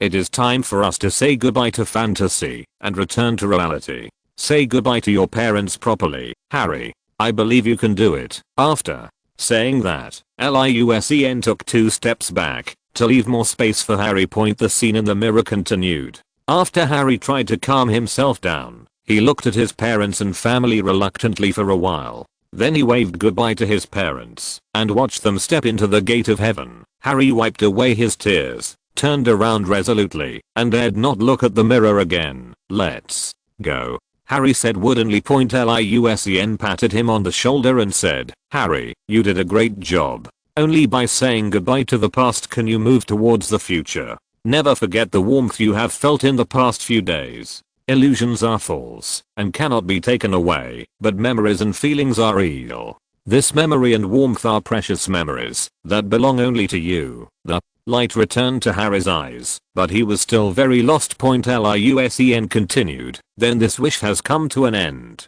Do you want to try other wishes in your heart?" Harry shook his head. He was afraid that he would have to look back at his parents and family. He didn't know if he would be able to resist at that time, but under Liusen's assurance and persuasion, Harry tentatively went back to the mirror and took a look. Liusen standing aside had a cold look in his eyes and continued to assign work to working mirror in his mind. The picture in Harry's eyes changed. It was no longer the family around him or the online ascension. Instead, Liusen poked Harry with his arm, pretending that he didn't know what the picture was about, and asked, "Harry, what do you see?" A smile reappeared on Harry's stunned face. "I have become mature and handsome. I think I'm receiving the award. It's the bobsleigh race. I'm the champion." At this point, he wondered, why not the Quidditch game? Liusen's eyes turned, and he quickly ordered Jingsy to change the script. Harry immediately noticed the change and said, "I've been given a gold cup again. I'm the Quidditch World Cup champion. Wow. The World Cup scene is so spectacular. There are thousands of people cheering for me. It's incredible. But this is my wish." Liu Sen coughed and said, "Of course. The mirror of their eyes is the best at discovering people's inner desires." Absolutely accurate. The hand hidden behind his back waved at the mirror secretly and ordered, "Add details as appropriate. Be serious. Make it more beautiful. Do you have any imagination? Mirror. Details. Right. Okay. I'll add it." The scene changed again, and Harry said, "There's another change. This time I was taking Hermione and Ron for a walk, and I was always, quite happy. Hehe." Harry spoke haltingly, and then he blushed and glanced at Liusen beside him. Seeing the confusion on his face, I felt relieved. In fact, Liusen was a little confused. This mirror was so indecent. Bah. How shameless. "Mirror, who are you talking about? I only arranged 2 people for him. You arranged 2 rows for yourself." Liusen, I can understand the mature and sexy version of Hermione. What the hell is Ron? Exclamation mark. Explain it. Mirror, my ancestral home is in Diagon. Liusen, oh, I forgot. It's the UK. That's fine. Just go about your business. Mirror, it's strange to see something unusual. Liusen, tactic retreat. Chapter 58. Don't accuse me of bullying. The next day, Liusen asked Harry what he saw in the mirror last point, but Harry always smiled and made up all kinds of excuses to evade the question and refused to say anything. Liusen was a little frightened, but he was also happy that his friend could get out of the sad illusion. With 3 days left in their vacation, the two decided to have fun. In the morning, we ate delicious food and played Muggle War Chess. In the afternoon, we ate delicious food, went sledding, had tea with Hagrid, and ate delicious food together. In the evening, we even rode a broomstick for a while. At night, the two of them turned invisible and passed through the secret passage of the Willow to go to Liusen's house to eat an authentic Sichuan hot pot. This time the furniture in the house had already been installed, so Liusen's parents enthusiastically forced them to stay at home overnight. Hermione returned to school early the day before the end of the holiday. When she found Harry at the ski resort and learned that he still didn't understand who Nicholas Flamel was, she was furious. "An entire vacation? You just wasted your time playing games with boring people." Liu Sen coughed beside him. Ahem. Hey. Do you think I don't exist? You can scold your boyfriend, but can you please not bring others along? Hermione and Harry looked at each other for a moment, then quickly avoided each other's gaze. "We are not." "What nonsense are you talking about?" After being teased by Liusen, Hermione instantly put aside the matter of Nicholas Flamel. Instead, she showed a cute and fierce look, rolled up her sleeves and said viciously, "By the way, I haven't settled the score with you for making up a story to deceive me before. It's just that school hasn't started yet. Let's settle the new and old scores together." The 3 of them were at the Black Lake competition field at this time. Seeing that the situation was not good, Liusen took 2 steps back, then turned around and ran towards the sled. He ran and laughed. Come on. If you can catch me, I'll let you do whatever you want." Ha. But before Liusen could jump onto the sled, a voice came from behind him. Flames are blazing. Sen's hair stood on end instantly, and he quickly covered his head and crouched down to defend himself. After a burst of explosions, Liu Sen looked up blankly. His sled had been blown up. Murder. Are you crazy, Harry? You're still laughing. Can you please keep your girlfriend under control? I worked so hard to make this mark forth. Liu Sen said angrily. Hermione said viciously, if you dare to say that again, be careful that my hand shakes and you get blown up. Humph. Can you still call that junky thing of yours a sled? The one I built is 10 times better than yours. Liu Sen shouted. Oh, really? But I'm the second. May I ask, what's your team's ranking? Liu Sen.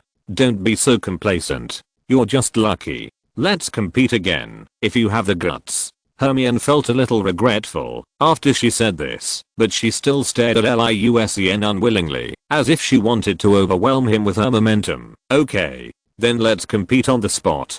Who can finish lap first? But there has to be a bet. Liu Sen said with a wicked smile. Hermione snorted, childish, and turned to leave. Liu Sen said calmly, if you win, I will tell you who Nicholas Flamel is. This sentence really worked. Hermione ran back in 2 steps at a faster speed and said excitedly, do you know who Nicholas Flamel is? Harry was also surprised and said, are you kidding me? Liu Sen. If you knew, why didn't you tell me earlier? Liu Sen dug his ears and said, as a matter of course, I saw you guys were having a lot of fun, so I didn't tell you. And you didn't ask me. Hermione clenched her fists, glared at Liu Sen, and then glared at Harry. Her eyes asked, why didn't you ask Liu Sen if he knew? Harry, you won't let me say it. Hermione was so angry that she kept stamping her feet and gritted her teeth and said, okay, let's make a bet. Okay. Liu Sen shook his finger and said, I haven't told you what to do if I win yet. Hermione said impatiently, then tell me. If I win, let me kiss you. Liu Sen said seriously, as if it was as simple as giving him a piece of candy. Hermione and Harry were stunned. This was simply taking advantage of someone's misfortune. Hermione blushed, cursed, bastard, and turned and left. But Harry grabbed her and persuaded her in a low voice for a long time, finally making her change her mind and return to the field reluctantly. Then, let's make it as simple as possible. There are no restrictions on making a sled. After it's made, you two can send a representative to drive it. Whoever finishes first will run first, and the winner will be decided in 1 lap. How do you think? Hermione agreed immediately, then rushed to the pile of materials and started making the sled. When Liu Sen walked slowly to the pile of materials, Hermione had already finished cutting the first piece of wood. A nice splitting spell. It cuts the big piece of wood in one go. It's almost the same as my cutting spell. Not bad.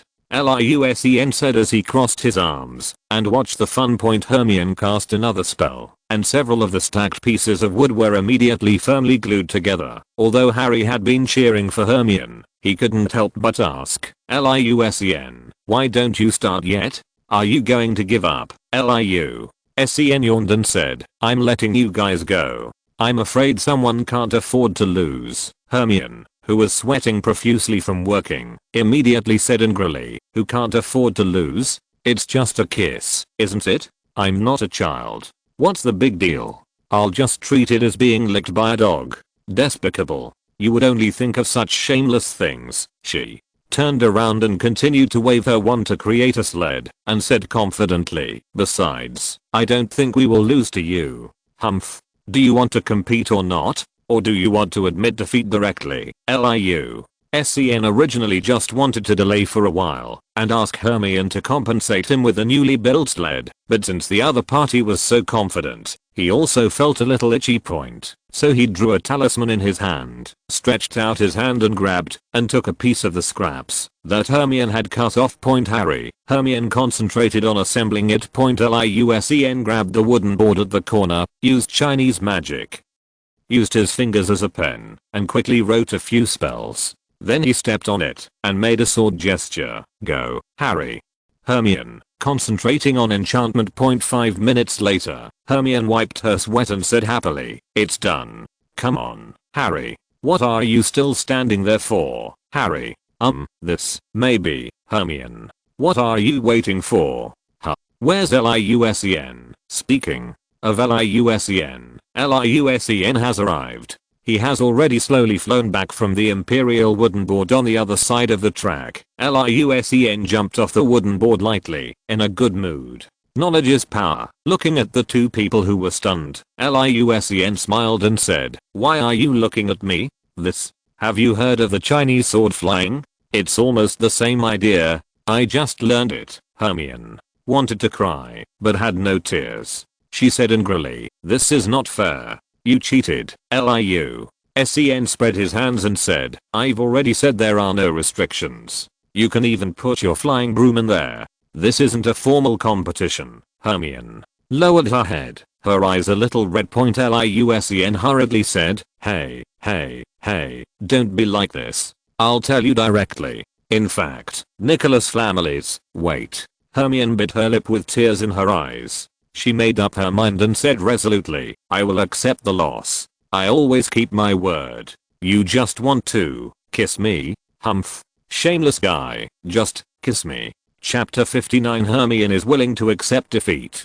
After being interrupted, Liu-Sen still listened to the other party's stubborn speech with great interest, but when she really closed her eyes with rainy pear blossoms, Liu-Sen couldn't do anything to her. This girl is serious.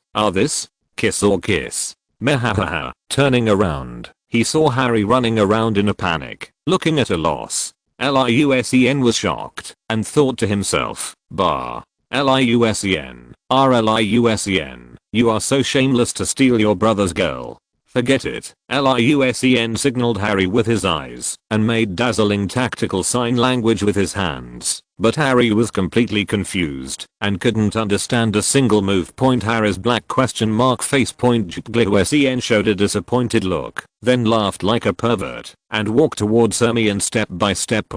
But when he passed by Harry, he pulled him over, and pushed him in front of Hermione. Harry was stunned. This was the first time in his life that he had faced a girl at such a close distance. They are also good friends who go on adventures and compete together and are inseparable. For the first time, Harry blushed and found that Hermione was so cute, especially when she closed her eyes and looked scared, wronged and shy. Harry, his heart pounding, came to his senses and tried to step back, but was pushed on the head by a huge force. Boo Hermione. Ugh. My first kiss was taken away by a shameless person. But, it was still a little warm. I thought it would be rough. What was I thinking? Harry, is this a girl's lips? They are too soft. Wait. What am I doing? Liu-Sen quietly stepped aside, shook his head, and sighed in his heart. I'm still not shameless enough. Forget it. I won't compete with my two good brothers for a girlfriend. Humph. Women will only slow down my speed of drawing the sword. The next day, in the common room, Ron, who had just returned to school, happily told everyone about his experiences in Romania. "My brother took us to visit the dragon farm. I couldn't believe it. They had so many dragons. There were Norwegian Spinosaurus, Welsh green dragon, a cranian iron belly." "Oh, Harry, I just noticed there's a handprint on your face." Harry immediately lowered his head and covered the left side of his face with his hands, hesitating. "This is actually, he thought quickly in his mind anxiously, but when he saw Hermione, who was reading in the corner, poking her head out from behind the book, his thoughts became even more confused. Liu-Sen interrupted in time. "It's a mosquito." Harry finally grasped at the life-saving straw and said happily, "Yes, a mosquito. It landed on my face. And then I slapped it hard." Ron blinked and thought for a moment, then looked at his thick clothes and asked in confusion, "But now, it's winter." Harry was sweating. He looked at Liu-Sen frantically for help and said, "Yes, winter. It's because Liu-Sen said seriously, it's a snow mosquito, a rare magical creature. It has a low IQ, but is stubborn, and has a strong desire to win." Ron believed it and asked in amazement, "There are such creatures? They can fly out in winter and bite people?" "Really? Not only is he good at biting, he's also good at being bitten. Is that right, Hermione? You read a lot, so tell me about it." Liusen said with a smile. Hermione poked her head out from the book, gave Liusen a secret glare, said HMM softly, and immediately hit her head in the book again. But only Harry noticed that Hermione looked pretty with her blushing cheeks on the first day of school. Hermione seemed to have forgotten about Nicholas Flamel. Whenever she met Liusen, fire would flash in her eyes. When she walked with Ron and Harry, she always avoided Harry and walked closer to Ron, which made Ron secretly happy. If the order of several people was disrupted when turning a corner, and Hermione met Harry's eyes, both of them would turn their heads quickly, as if they were electrocuted, and then large patches of red would appear on their faces. It wasn't until the third day when Ron suddenly remembered Nicholas Flamel while eating that he broke the awkward situation. The three of them blocked Liusen in the dormitory in a threatening manner. Liusen, who was sipping tea and practicing talismans, spat out the tea in his mouth. Hermione, why are you here in the boys' dormitory? Harry, Ron, why did you bring her here? Liusen asked in confusion. Hermione hugged her shoulders and snorted. Sorry, boys can't go into the girls' dorm, but there's no rule that girls can't go into the boys' dorm. Liusen curled his lips. He had forgotten this, but he quickly put on a smile and quickly tidied up the clutter on the table. At the same time, he asked knowingly, what brings the know-it-all student here? Hermione said viciously, what do you think? Don't tell me you don't know who Nicholas Flamel is. Of course I know such a simple answer. Any child who has eaten chocolate frog knows it. Don't be impatient. As he said that, Liusen took out the tea set and poured a cup for Hermione. Ron and Harry, who were standing by, skillfully took out their cups, came over and made a cup of tea each. It was the first time for Hermione to enter the boys' dormitory. She looked around with disgust on her face before taking 2 sips of tea. Then, the top student resumed his arrogant tone and said, okay, can we talk now? Who is Nicholas Flamel? Liusen smiled without saying anything, just looked at the other person silently, and only looked away after the other person's eyes became flustered. He smiled with satisfaction, then turned to Ron and asked, how many chocolate frog cards do you have? Ron was confused by this seemingly irrelevant question, but as a veteran card collector, he answered without hesitation, I have collected almost 500 cards, but I'm still short of a Gripper and Portolomea. Liusen nodded, then looked at Harry and asked, who is your first card? Before Harry could answer, Hermione put down her teacup angrily and pointed at Liusen, saying, you don't want to divert attention with such a lame topic. If you can't tell me who Nicholas Flamel is, I swear I will. What will you do? Are you going to bite me? Liusen interrupted Hermione, who was furious as a goose, and the other party's eyes suddenly turned red with anger. Hermione felt that Liusen must know nothing, so the game and her lost first kiss became a joke. Liusen broke out in sweat instantly. He didn't want to make the other person cry again. If the other person ran out of the boys' dormitory crying and was seen by his classmates, it would cause a big misunderstanding. He quickly said, okay, isn't that enough what I said? I'm really convinced. I won't date a girlfriend with a bad temper in the future, even if you give it to me. At this point, Hermione felt even more aggrieved. She covered her mouth and tears began to well up in her eyes. Liusen didn't beat around the bush and said directly, Nicholas Flamel is the greatest alchemist in history. He is the only one who created the Philosopher's Stone. Seeing Hermione was shocked and thoughtful and had stopped crying, Liusen finally breathed a sigh of relief. He continued, Nicholas Flamel is over 600 years old this year. You certainly can't find him in modern history. But, as he said that, Liusen turned around and took out his backpack from under the bed, reached in, and pulled out a card that he had prepared long ago. The answer is already given on the chocolate frog. Look here. It was a Dumbledore's chocolate frog card, one of the easiest to get. The moving Dumbledore on the letter had disappeared, but Hermione and the other two were completely attracted by the words on it. Dumbledore's well-known contributions include defeating the Dark Wizard Grindelwald in 1945, discovering the 12 uses of dragon's blood, and his achievements in alchemy with his partner Nicholas Flamel. Chapter 60 Fireball Dragon.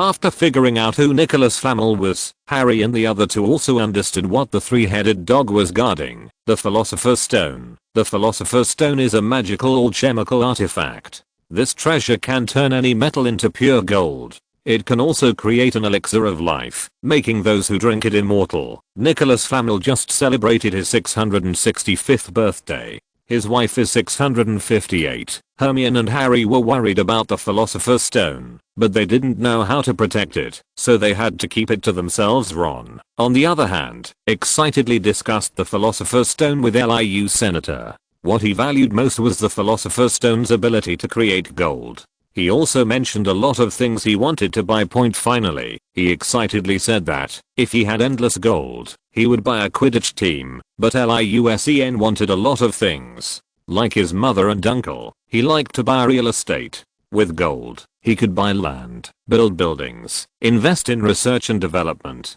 Spending money was the easiest thing in the world. The new semester has begun, and what makes Liu happiest is that he can use the Thunder Wand freely in Professor McGonagall and Professor Flitwick's classes again. But every time after class, the two professors would ruthlessly seal his wand again, even though Liu repeatedly assured him that he would not lose control, and based his assurance on the fact that he had not done anything out of line in the past few months. Professor McGonagall still insisted on observing for a longer period of time. Liu had no choice but to make the best of it and treat the Thunder Wand as a qualified learning machine and use the special effects of the seal chain to feel every bit of magic power running when casting.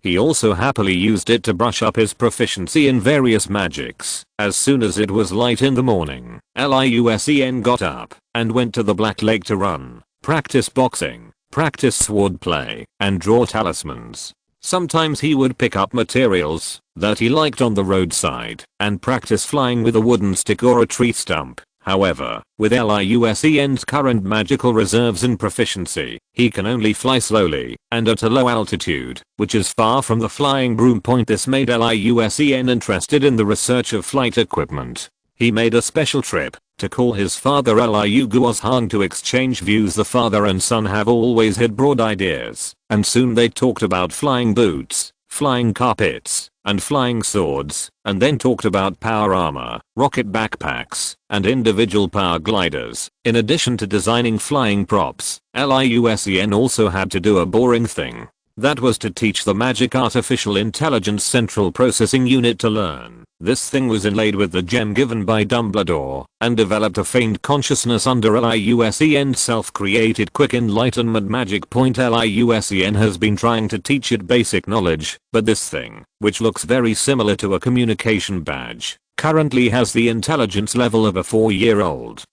child.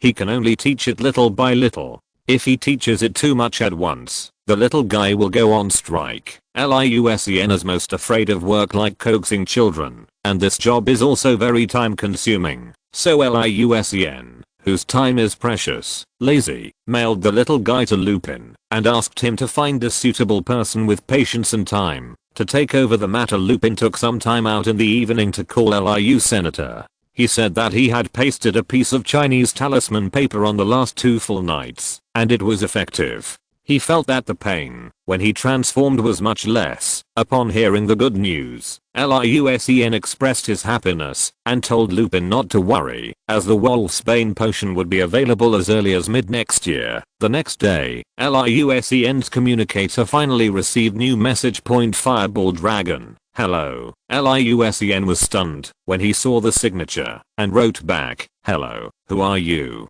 How do you connect to my communicator? Fireball Dragon, I'm the person responsible for teaching little Tanuki. Mr. Lupin asked me to contact you. Liu tilted his head and thought about it, then understood what the other party was talking about, so he sent a message. You are talking about the Magic Artificial Intelligence Central Processing Unit, right? I think it would be more appropriate to call it ZIOAI. I'll say RUI. Fireball Dragon. Okay, then let's call him back. Zioli, Liu. Which department are you from? Fireball Dragon. I'm the designer. What's wrong? Is the boss going to give me a bonus? Thank you, boss. Liu. Forget it. Call it whatever you want. I have already taught it simple arithmetic and some simple vocabulary. What are you going to teach it next? Fireball Dragon. Please call her instead of it. She has self-respect. LIUSEN. Huh. Defining gender in advance. Are you politically correct? Fireball Dragon. What is correct? LIUSEN shook his head and couldn't help but send the joke that was used by later generations to satirize the deformed politics in Europe and the United States. He might be a graduate of pure wizard bloodline. How could he understand? So I wrote again. Sorry, it's nothing. Gender doesn't matter. Just tell me your next teaching idea. Fireball Dragon. This is very simple. What other ideas do you need? These days, I will read her the tales of Beedle the Bard, play the lyric game with her, and then play wizard chess. LIUSEN spat out a mouthful of water and immediately wrote, "Are you here to comfort the child?" But after thinking about it carefully, I quickly deleted this sentence.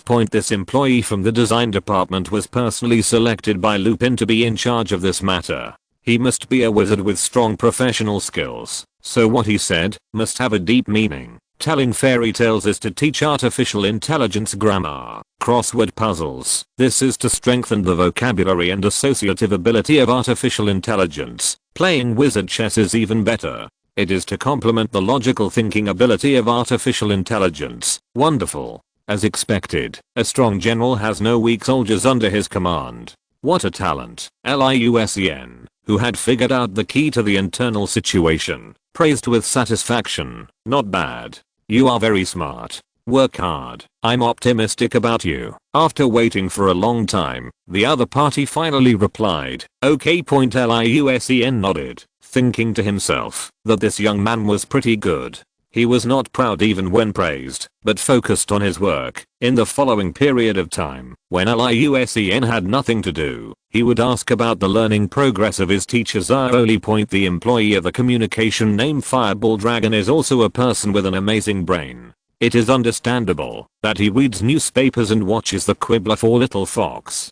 But he can sing, talk about Quidditch, visit the company, draw pictures. Is there any deep meaning behind this? LIUSEN didn't ask Lupin either, not because he was worried that the Fireball Dragon would find an excuse to slack off, but because he was worried that, if the other party had some deeper meaning, wouldn't he be laughed at if he asked? Teachers you like. Trust the people you employ, and don't employ the people you doubt. Time flies and it is February. After several optimizations, the company's first wizard chess game, Muggle War, Medieval, is finally on the market. This game board fills the gap in the wizard game market, and has been well received since its release. Not only do young wizards like it, but even adult wizards are also keen on it. Now the game Muggle Wars has become the new favorite in wizard pubs. You can see people fighting in almost all wizard pubs in the UK. The onlookers either lined up eagerly to play a few rounds, or simply started betting to see who would be the final winner.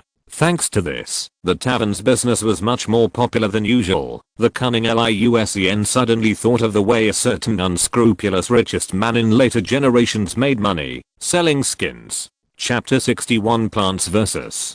Zombies. Of course, LIUSEN is not so cruel as to collect money from children. He asked Lupin to differentiate the products and launch deluxe, premium and limited editions, based on the ordinary home version. In fact, it is to make the little soldiers more refined. The weapons and armor are more beautiful. The regular version is similar to the wizard chess, with soldiers and weapons in black and white. The deluxe version has silver armor and weapons, the premium version has gold and silver, and the limited edition has diamond and ruby sapphire colors, and you can customize the patterns on the soldiers. The prices are 2 times, 5 times, and 10 times of the regular version. Is it expensive? What a reasonable price. The above are all portable home versions, and there are also commercial models specifically for pubs and coffee shops. The commercial model cannot be folded, but is larger and more sturdy. There are coin slots on both sides for both players to insert coins. The minimum investment is 2 coins to start playing.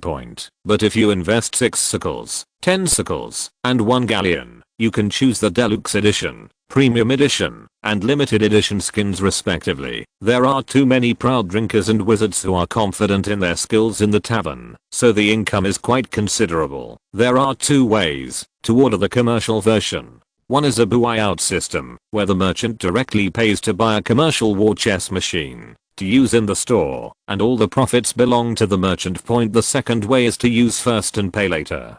Galaxy Group gives it to you for free, and the game money obtained in the early stage is used to pay off the equipment costs, and the profits are shared in the later stage. Most merchants will choose the second one. No matter which one they choose, Galaxy Group will make a profit. Not only can it quickly occupy the market, it can also allow pubs and coffee shops to promote their products. Lupin, who had just trained several capable assistants in the construction department, had not even had a few days of sitting in the office peacefully before he had to work overtime to handle the growing chess and card business on the other side. LIUSEN chats with Fireball Dragon almost every day, and many of the other parties' creative ideas make LIUSEN laugh and cry. For example, regarding wizard chess, he thought that the Muggle war game was a complete failure. Not only is it essentially the same as traditional wizard chess, the fighting method is still shield and sword, not magical at all. And there are too many rules, which makes it difficult for witches and young wizards who don't like fighting to like it. Why not design a game with a little more wizardry?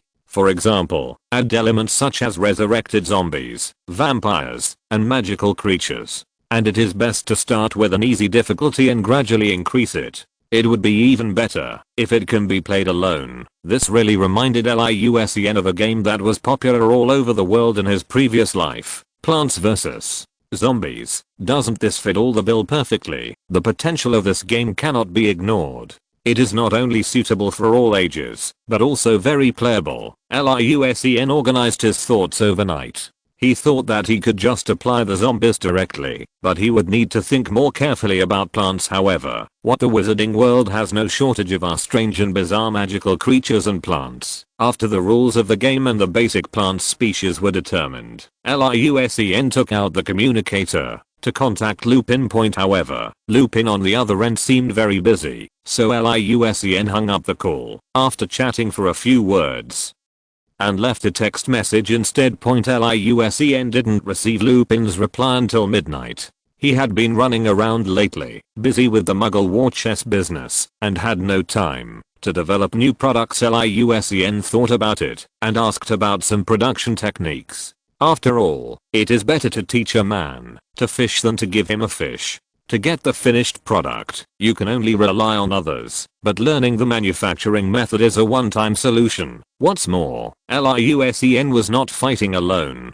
He went straight to the Weasley twins and told them his idea. The two were also experts in making props. After getting LIUSEN's complete manufacturing requirements and Lupin's technical guidance, the three of them tinkered with it for a week and finally developed the fantastic Plants vs.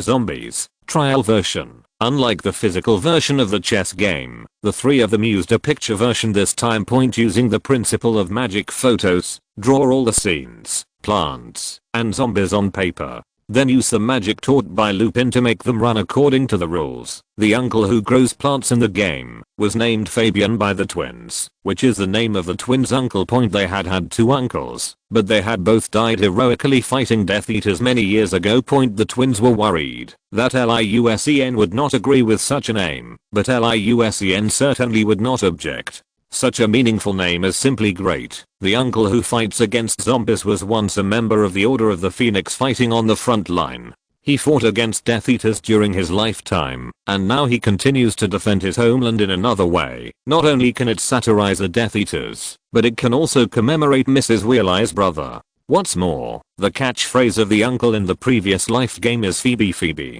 Bobby Bobby, and other funny sounds. When the Weasley brothers saw that LIUSEN agreed to this proposal, they immediately decided that the share could be reduced this time. LIUSEN, oh my god.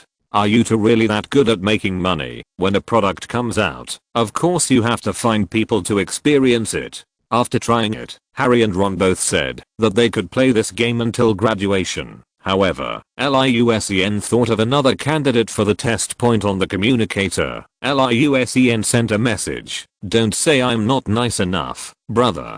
Give me an address and a recipient's name, and I'll mail you the first version of Plants vs.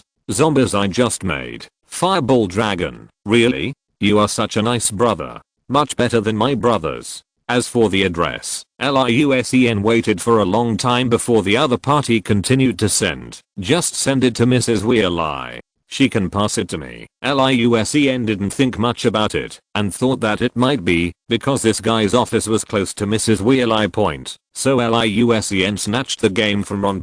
Ron, whose brain had just been eaten by zombies, had a sad face. His resentful eyes gave LIUSEN, who was running far away, goosebumps all over his body. Fred teased. LIUSEN, who are you sending it to in such a hurry? George agreed tacitly. Wow, don't ask nonsense. What if it's LIUSEN's girlfriend? Fred pretended to be surprised and said, no way.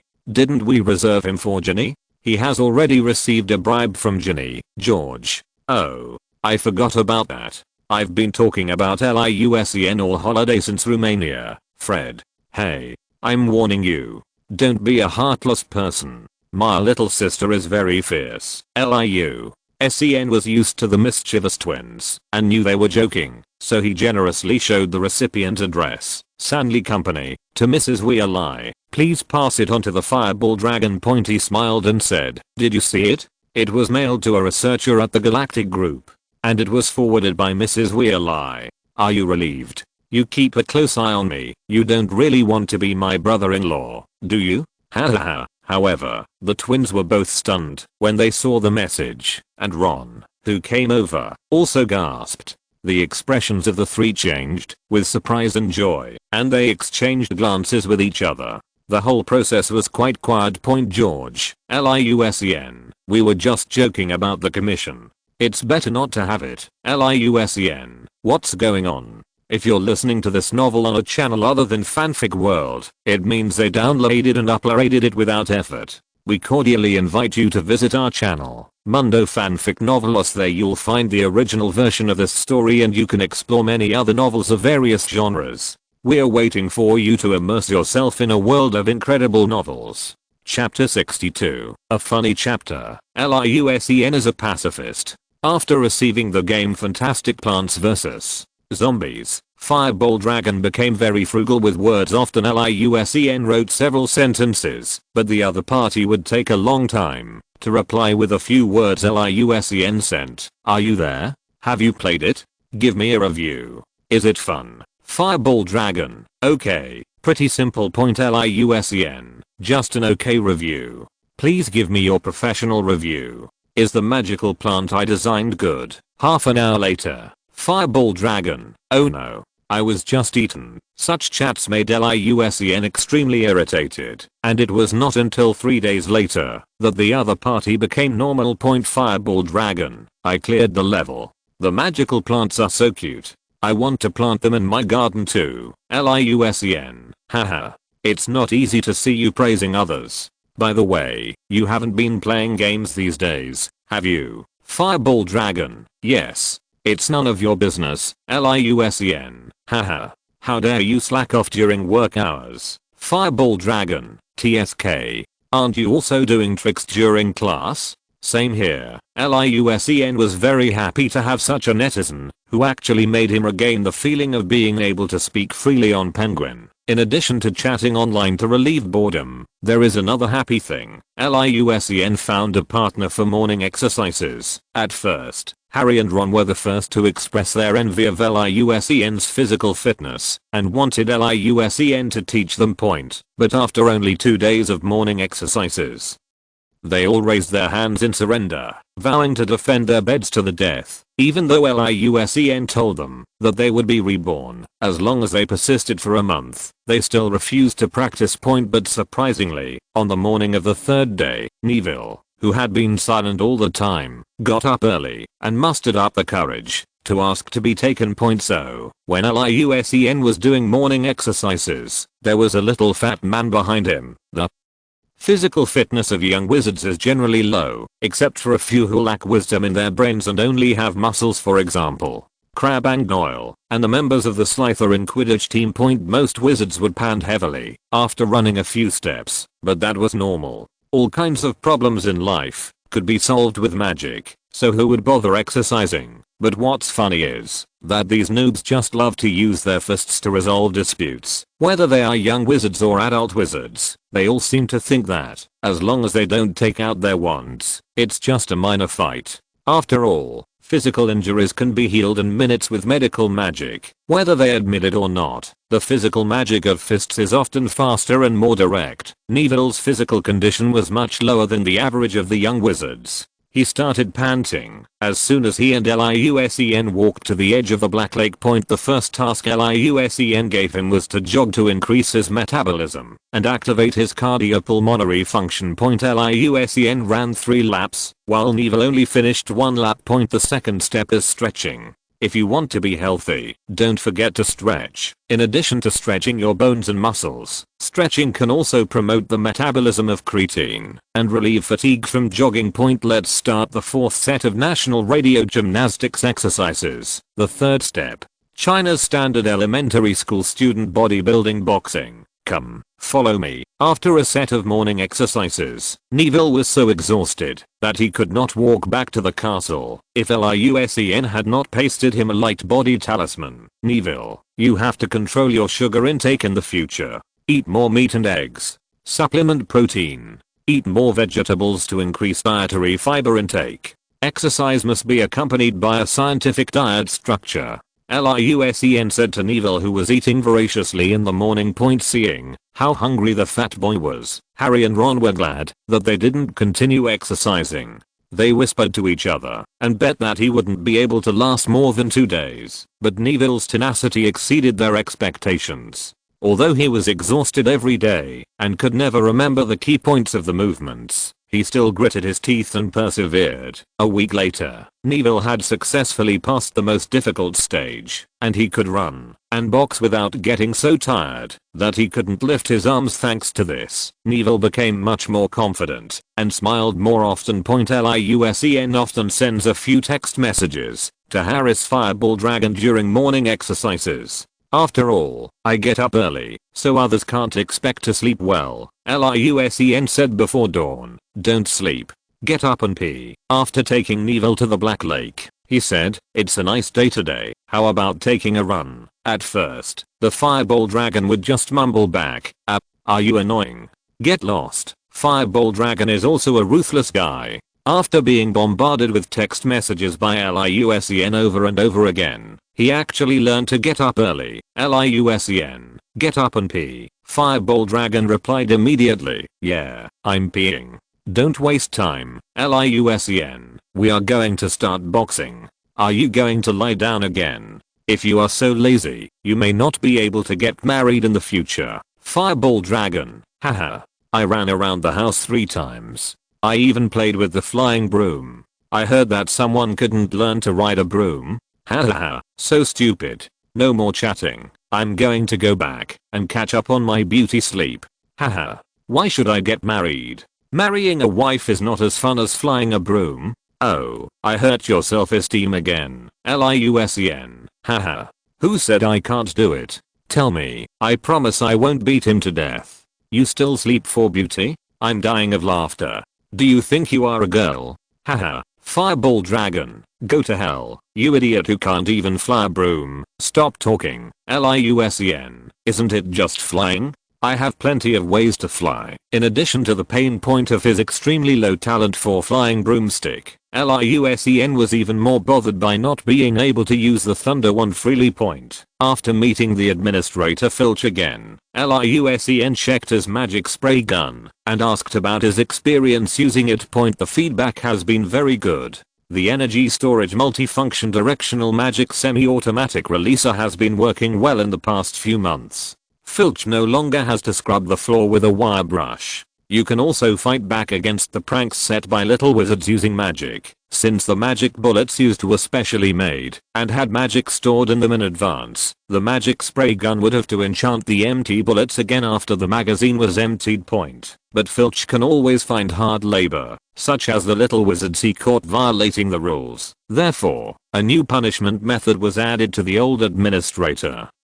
recharge his magic bullet. If it is a senior wizard, filling dozens of magic bullets is just a matter of minutes. But for first and second year wizards whose magic power is generally low, this punishment is as daunting as cleaning the metal display room. Liu Sen, who once experienced an excessive outburst of magic power, has a deep understanding of this. Of course, Liu Sen's magic reserves are definitely much stronger than those of ordinary wizards of the same age. This is different from Western wizards who passively increase their magic reserves by mastering ancient magic runes and practicing magic point. The Chinese pay more attention to the cultivation of magic or magic power. They breathe and meditate before going to bed every day. They strengthen their bodies through boxing and sword practice, and they constantly deepen and meticulously study the knowledge of magic point using a series of scientific and reasonable methods to continuously condense essence, ki and spirit. Let the three progress together and transform the surging mana into Danshan, Kahei, Beihu and other acupoints. I don't know how much better this is than the West. Liu Sen's current magic power is about the same as 5 Harrys, 6 Rons, and 4 Hermiones. After Filch's prototype device was fully verified, Liu Sen assembled a small research team to further utilize this design concept. Several people gathered in an abandoned classroom. Liu Sen knocked on the blackboard and said, "Guys, I have a new idea." The twins and Cedric looked at each other. Already accustomed to Liu Sen's strange ideas, he continued, "The magic spray was a great success. It's working very stably in Filch's hands. We can now proceed to the next plan. Everyone, please look at the blackboard." As Liu Sen spoke, he controlled a few pieces of chalk to write and draw quickly. Soon, several simple design drawings were sketched out.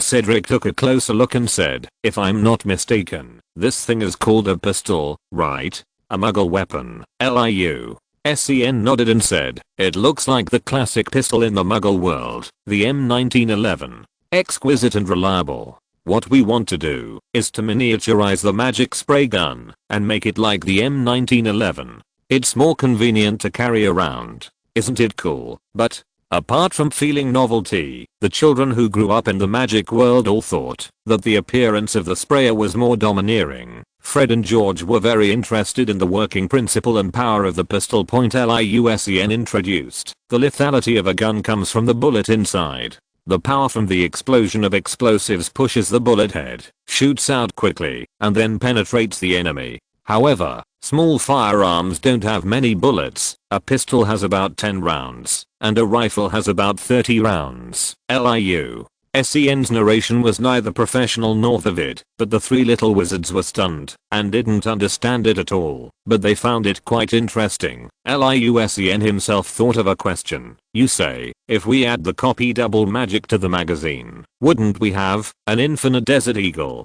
Damn it, this idea scared Liu Sen, but some of his friends didn't quite understand what this concept was, temporarily suppressing his excitement. Liu Sen introduced, "Put this aside for now, I have another idea." "Why are you looking at me like that? This time it's not a weapon. Really? It's protective gear, automatically activated armor spell shield. Actively defend when encountering magical attacks. Modified using the principles of Quidditch protective clothing. Strengthen the energy storage device and automatic activation device. Blah blah." The third research project is flying props. "I want to make some props that can fly flexibly without a broomstick. Look here. Flying backpacks. Flying boots. Power armor. Blah blah blah." Half an hour later, Fred exclaimed, "Wow. I don't know what's wrong with your little brain. There are so many strange things in it." George continued, "That's right.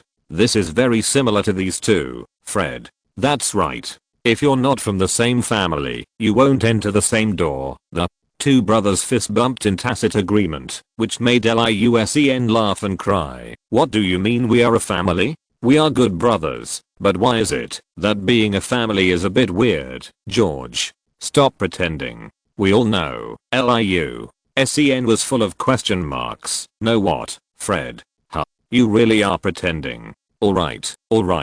As your elder brother, I won't ask any more questions about your affairs." Haha. Liu SEN was a little panicked, but he didn't know what was wrong. Another week passed, and Fireball's enthusiasm for Plants vs. Zombies gradually waned, and he complained about whether there could be more levels. LIUSEN then asked the other party to hand over the game that he had played enough to Lupin, and he would modify it when he was free. About 2 weeks later, Lupin contacted LIUSEN, and he finally found time to sit in the office. He had been running around outside recently, busy with the business of the Muggle War. Lupin was very surprised after watching Plants vs. Zombies. He didn't expect LIUSEN and a few students to make such a complicated thing. It's a bit like making a Marauders map when he was in school. However, the Plants vs. Zombies made by LIUSEN and others still has many shortcomings, such as many loopholes in the stability of the game and the harmony of internal magic. LIUSEN told Lupin about more levels and plants that would be added to the game, and hung up the call when Lupin was about to go crazy.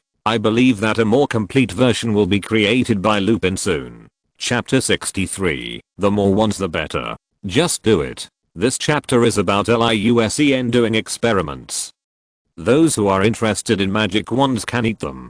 Those who are not interested can quickly turn over. When the final battle comes, everyone will understand why the Thunder Wand is sealed. The professors have a deep intention, and I promise you in advance that it will be unsealed in the second year, so you can enjoy it as you like. Since arriving at Hogwarts, LIUSEN first chopped the ghost and then blew up the house. The series of accidents directly led to the sealing of the Thunder Wand, although LIUSEN turned a blessing in disguise by discovering that the sealed wand under the effect of the sealing chain could allow him to feel the magic circuit more clearly and greatly increase the speed of learning magic. But it is a learning machine after all. Apart from a limited number of lighting spells, it is usually more convenient to have an unlimited magic wand with you. After reluctantly starting the wand making business, LIUSEN gave the first trial-made wand to on point. The other party found it quite easy to use, and it was much better than the second-hand magic wand his brother gave him. After this success, LIUSEN also produced a batch of experimental models with different thicknesses and lengths. Although it is slightly inferior to the Thunder Wand, it is better than having no wand at all. Not only was the magic sprayer verified within a few months, the first batch of magic wand prototypes he produced also underwent sufficient experiments, accumulating valuable experience for the wand making industry. In the second stage of wand making, LIUSEN plans to experiment with more combinations. Hagrid helped to collect some of the materials and bought some in Diagon Alley. He got several dragon-related items that were not available on the market through Ron's second brother Charlie. Every wand maker has his own recipe. For example, Ollivander only uses unicorn tail hair, phoenix tail feathers and dragon nerves as the core material. The previous few magic wands that LIUSEN used were all made of branches of the Homping Willow combined with unicorn tail hair. The Homping Willow is a very rare magical plant. It is well known that it has a bad temper. Even if a bird flies over its territory, it will be mercilessly hit by its willow branches, and then it will be killed on the spot. You can imagine the magic wand made of its willow branches. The casting feeling is called brutal. Even if the peaceful and pure unicorn tail hair is used as the wand core, it still feels full of fire. This batch of wands is particularly suitable for performing offensive magic such as shattered into pieces and smashed into pieces. However, they are a bit too radical for magic that requires subtle control and continuous operation. Different combinations of wood and core will give the wand many distinctive characteristics. Master Ollivander's approach is to let the wand choose its owner. The advantage of this is that the wand and the wizard can be highly matched, and one wand can be used in all scenarios. Although this is stable, LIUSEN feels it is a pity to abandon so many distinctive combinations for the sake of balance. Children only do multiple choice questions, but adults of course want everything. I don't require full scene matching. Isn't it enough to use the right wand for the right purpose? I don't want your heart, as long as you do your job well in the position you are good at. And what about the matching degree? Do you know about the Chinese art of controlling things? Working hard is your job. Feelings can be cultivated slowly. Work first, then talk. Hey, the evil smile LIUSEN inadvertently revealed made the three roommates take a step back at the same time. A few days later, a row of brand new wands appeared. a row. In appearance, these wands are exactly the same except for the wood grain and color. There are no carvings or decorations, just plain and simple. The rounded front half of the wand is polished to be smooth and delicate, and feels excellent. The back part is processed into a square shape, which makes it more stable to hold, and will not roll off when placed on the table. The whole design is consistent with the myth of the Chinese Shianyuan square, slender and straight, round front and square back, perfect in line with ergonomics and engineering mechanics. Simply put, the appearance is exactly the same as the traditional Chinese chopsticks. That's right. The long chopsticks used for eating hot pot. Chopstick number 1, no, magic wand number 1. Made of poplar wood, with the stinger of a Hungarian horntail as a core. The overall look is elegant and snow white, just like ivory, as pan is a classic wand making material with great magic guiding properties, making it perfect for combat magic. The book records that in the 18th century there was a dueling club. They called themselves the Silver Spears and only allowed wizards with poplar wands to join. As one of the most ferocious dragons, the Hungarian tree peak's tail thorn is hard and magical, with the magical effect of breaking armor. It is one of the most offensive parts of its body. Magic wand number 2, with an alder body and a thestral tail hair as a core. Alder is the most suitable wood for casting silent spells, and magical creatures like the thestrals are usually invisible. Only wizards who have seen death can see them. Liu Sen really wanted to buy some invisible beast hair, but that thing was out of stock, so he had to settle for the next best thing, and found the thestral. The effect is also very good. When using this magic wand to cast a silent spell, even the magic fluctuations are very weak. It's simply murder and robbery. Cough cough. It's really low-key, luxurious, and cool. No 3 magic wand. Beach body. Hagrid's hair as a core. Beech is a tall, strong, cold resistant and very tough tree. Its magical properties are exactly the opposite of alderwood. A wand made of it cannot cast silent spells. It is suitable for large-scale magic. In order to maximize this feature, Liu Sen considered using the giant monster's hair, but the smell was too strong, and Liu Sen had once broken one in the women's restroom, which made him feel nauseous just thinking about it. So Liu Sen found Hagrid, and under the pretext of giving Weasley a magic hairdressing device, he borrowed a handful of the half-giant's hair. You can't go wrong with this one if you want to cast powerful magic. When not using the Thunder Wand, no 4. Birchwood with unicorn tail hair. The birch is a sacred and graceful tree, one of the oldest species of trees besides the mysterious elder. Its branches are widely used in rituals such as exorcism and exorcism. However, our lavender does not usually use birch trees. The holy unicorn tail hair is matched with the birch tree, which is perfect for exorcising evil spirits. Although it is a dozen hairpin bends short of the Thunder Wand, it can be used at will. No 5. Fir wood combined with the hair of an elderly cat girl. The wand made of fir wood was called the Survivor by our lavender's grandfather, because his 3 customers who used fir wood wands had encountered fatal dangers and were unscathed. At the same time, this wand is particularly suitable for casting transformation spells. In order to match such a magic wand, Liu Sen racked his brains, but couldn't think of any creature that is good at transformation. Except werewolves and boggarts, that have no fixed form, but he knew someone who was good at transformation. So Liu Sen picked up a few cat hairs from the podium where Professor McGonagall often transformed. Apart from anything else, this wand is very stable when performing transfiguration. No 6. Hawthorn wood paired with Phoenix. Nirvana Grigorovich, one of the 3 great staff makers in Europe, believes that the hawthorn tree is a complex and contradictory tree. Its leaves have a healing effect, but the smell of its branches is poisonous. So just like the characteristics of the tree, wands made of this material are very suitable for casting healing magic, but also very suitable for casting curse magic. Phoenix is a fascinating and magical creature that has the property of immortality. When its life comes to an end, it will turn into ashes in the flames, but soon new life will be reborn from the ashes and start a new life journey. Its nirvana ashes stained with this magical and contradictory nature, with both death and rebirth. Contradictory and magical. Sponsored by a principal, so needless to say, this wand is used for healing,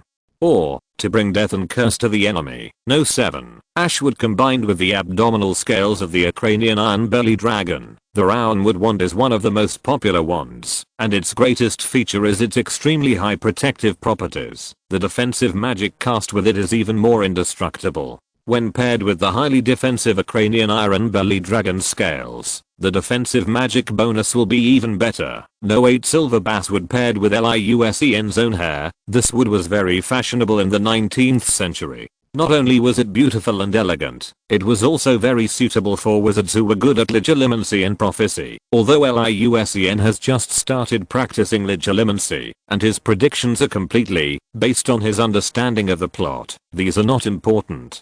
Just do it. I may not know how to do it, but I can't live without it. Liusen also made a rotating wand sheath to wear around the waist, which can hold up to 12 wands. It doesn't matter if there are some empty ones, I will make them later. More is better when you want to cast a certain type of magic. Just think about it, and under the control of the Chinese object control technique, the corresponding magic wand will pop out of its sheath, and you can get it with your hand. For example, if you want to cast a transfiguration spell, you can just wave your hand and the fur wand will come out. If you want to use offensive magic, you can use the Aspen wand. If you want to use defensive magic, you can use the Round wand. Just thinking about it makes me feel happy. Chapter 64 The Birth of Wolfsbane Potion. Having made so many magic wands for myself, I certainly can't be stingy with my friends. First up was Neville, the shyest of the roommates, who was given a chestnut wand with the hair of a 3-headed dog. Kuriki are attracted to excellent animal trainers, natural flyers, or wizards with a high talent for herbology. The 3-headed dog is a rare and fierce magical creature. They are extremely loyal to their masters and friends, and are fearless of any enemy. At the same time, under their violent appearance, they also hide a delicate and poetic heart. This is perfect for Neville. After trying it, the fat boy found that the levitation and transformation spells that he had trouble using before became smooth and silky. The spell casting process went so smoothly that Neville couldn't believe it, and even thought that Liusen had stored magic power that did not belong to him. Ron's experimental stick was also remade.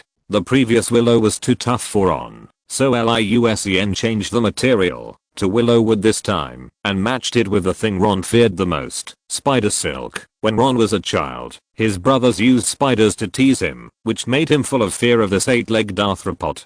But it was precisely because Ron was afraid of this kind of thing that Liusen wanted to use it. Fear is an emotion that the human body uses to protect itself. It not only brings the body a higher level of alertness and sufficient adrenaline, but also stimulates the potential hidden in the body. As the young master of a pure-blood family, Ron has good talent and potential, but he has always lived under the glory of his brothers, and developed an inferiority complex and timid character. When he arrived at school, his friends were the legendary boy Harry Potter and the smart and academically gifted girl, which made him completely become a background figure. Liusen wants to let him have more contact with things that scare him, so as to stimulate his self-confidence, let him overcome himself, and discover his potential. Besides, this is not ordinary spider silk. It is what Liusen asked Hagrid to get, Aragog's spider silk. Aragog is a giant, ferocious acromantula. This giant spider is not only extremely rare, but also full of magic. It was Hagrid's pet when he was a student, and was later released into the Forbidden Forest. Now it has developed into a huge population, and has become the overlord of the Forbidden Forest. Willowwood and acromantula silk. This combination is unprecedented. Encouraged by his friends, Ron tried it out cautiously, and found it was more suitable than the previous one. However, Liusen said earnestly, "My friend, when you truly overcome your inner fear, and are full of confidence, this magic wand can exert your true power." Now it is still a long way to go. Ron asked in surprise, "Really? Can I become even more powerful?" At this point he began to lose confidence again. "You are not lying to me, are you?" Liusen said to his 2 roommates who were happy to receive new magic wands. "Of course it's true. I'm now Wandmaker. A professional Wandmaker. I can tell you responsibly from a professional perspective, a large part of your talents have not yet been discovered. So, don't be afraid when something happens. Just do it. Come on, shout with me. Just do it, Ron. Exchanged glances with Neville, then tentatively raised a fist and shouted, "Fuck, it's over." Not passionate enough. Louder, Neville suddenly summoned up the courage to shout, "Just do it." Oh, that's right. This emotion is right. Harry looked at the three of them speechlessly. He felt that the two normal roommates were about to be led astray. On a Saturday in early April, Liu Sen was tinkering with his wand in Hagrid's basement when he was suddenly interrupted by Hagrid's loud voice. Liu Sen put down a handful of wood and cleaned up the sawdust on his body, wondering, "What's wrong, Hagrid? You'd better take a look at this. It's supposed to be for you." Hagrid was holding a paper crane in his hand and flapping its wings, trying to escape from Hagrid's five-finger mountain. Liu Sen was stunned for a moment. Is it for communication? It has become quite exquisite. After being rescued by Liu Sen, the paper crane flew around Liu Sen, then automatically unfolded in mid-air and turned into a piece of paper in the blink of an eye. When I took it and looked at it, there was only a short sentence written on it. "The medicine is ready. The medicine is ready." Liu Sen was delighted. Wolfsbane potion. The note written by Snape. Oh. The Wolfsbane potion was successful. Hagrid, I'm leaving first. I'll come again tomorrow. After saying that, Liu Sen ran out of Hagrid's house. On the way, Liu Sen took out his communicator and found that besides the chat of Fireball Dragon, there was another unread message from Snape. It seemed that he had used the communicator to call, but to no avail, so he used the traditional way of sending a message. A few minutes later, outside Snape's private lounge. Knock, knock, knock. "Professor, it's me, Liu Sen." Without waiting for a reply, Liu Sen opened the door a crack and stuck his head in. Snape was staring at the potion in the crucible. Without even looking up, he said in a low voice, "If you were a Slytherin student, I would definitely give you detention." Liu Sen didn't care about what the old bat said. He said with a grin, "Professor, was the Wolfsbane potion successful?" Snape folded his arms and said expressionlessly, "That depends on how you define success. If you mean to prevent your stupid lackey from biting people on the night of the full moon, then it is a success." At this point, he glanced down at Liu Sen with a slight curve at the corner of his mouth. Liu Sen rubbed his hands, not caring about Snape's roundabout words to disparage Lupin, and said happily, "Congratulations, Professor. The birth of this potion will earn you the Order of Merlin." "Humph. Don't write it. I can't afford to lose face," Snape said, picking up a book and reading it. Liu Sen was puzzled and asked, "What's wrong, Professor? Don't you want to receive the award together with Mr. Belby?" Although he was the one who originally proposed the formula, I don't know how long it would have taken for it to be released without your improvement. "You are fully qualified to receive the award." Snape didn't comment, but said calmly, "If I want it, I will rewrite a better formula myself. No need to tell me about it." "Don't you want this pot of medicine?" Liu Sen stopped trying to persuade him. He had experienced the arrogance of the alchemist, so he decided to forget it. Under Snape's guidance, Liu Sen excitedly divided the medicine in the pot into 7 portions, each about the size of a small cup. "Start drinking 1 serving every day a week before the full moon. Let your werewolf subordinates try it." Liu Sen carefully sealed the medicine, thought for a moment and asked, "Professor, how long does it take to make this medicine? How much does it cost? Is it easy to preserve?" HMPH. After simplification and improvement, it now takes half a month to brew a dose of medicine. It is not easy to preserve, and it is recommended to be taken within a month. As for the cost, perhaps no werewolf can afford it except your lackey. He should be thankful that he has a stupid master like you. If I were you, I would not hand over the business to a werewolf. Whenever his old enemy Lupin was mentioned, Snape never hesitated to criticize him. However, Liu Sen's good mood was not affected at all, and Lupin was finally able to safely pass the transformation period. Chapter 65. The Identity of the Fireball Dragon. In mid-April, Galaxy Group launched 2 new products simultaneously. One is the improved official version of Plants vs. Zombies. The game was pre-launched in newspapers and many reviewers were invited to try it out. The fun and unique gameplay of the game have whetted the appetite of many wizards, especially young wizards and witches. The cute plants and novel settings in the game make wizards who are not interested in the Muggle war full of expectations. The official version of Plants vs. Zombies adopts the tablet style, which means the tablet in the tablet computer, Liu Sen, was so unkind as to use an idea that Jobs hadn't even thought of yet. It looks exactly like the iPad many years later. The outer shell is made of wood, but after going through multiple magical processes, it becomes as hard as iron while remaining light. The glass cover on the front works like a charm. It is not only sturdy and drop resistant, but also seamlessly integrated with the outer frame. This makes the gaming tablet dustproof and waterproof beyond the IP68 level. Little wizards can play freely while taking a bath, thanks to the use of unique printing technology. The cost of this game is much lower than that of Muggle Wars, and it is also lighter and more portable. Therefore, the sales method of this product has also changed. It is no longer limited to Galaxy Group's own stores. Instead, the game is widely sold in gift shops, toy stores, and bookstores. Wizards can buy it nearby. Although this reduces profits, it can save a lot of management costs. Otherwise, with so many orders, you will have to hire a lot of people to keep busy. The young wizards have been baptized by the Muggle War and have been deeply captured by the games of the Galactic Group.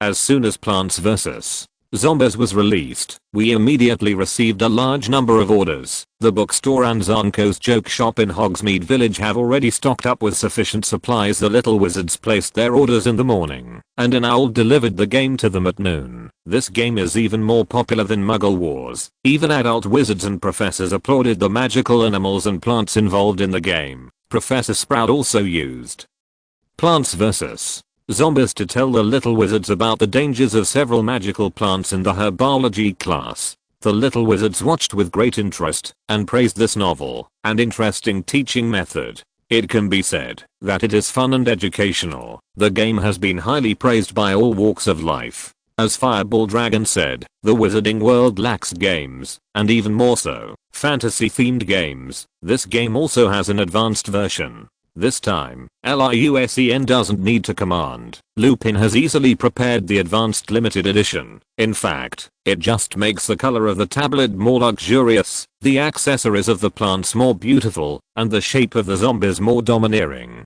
The game is the same. The main feature is a skin change. The price is also very generous, which is only 5 times the standard version. Many pureblood families prefer this version. Another blockbuster product is the official version of the Magic Communicator. The first batch of communication badges have been tested for a long time and many flaws have been corrected. After that, both voice communication and text message writing are very convenient. The magic signal also covered remote areas within a few months, and now there is unimpeded communication throughout the UK, whether it's deep in the mountains or in Hogwarts where magical shielding is everywhere. The communication badge works well. The official version of the communicator is about the same size as a modern smartphone, but thinner and lighter, without any magic input. It looks like a small rectangular mirror. When wizards hold it in their hands and input a little magic, the mirror becomes a display, which is not only convenient for operation, but also prepares for adding more functions in the future. The Galaxy Group's emblem symbol G represents lightning and ancient magic, so the official version of the communicator was renamed Magic Phone, since wizards have long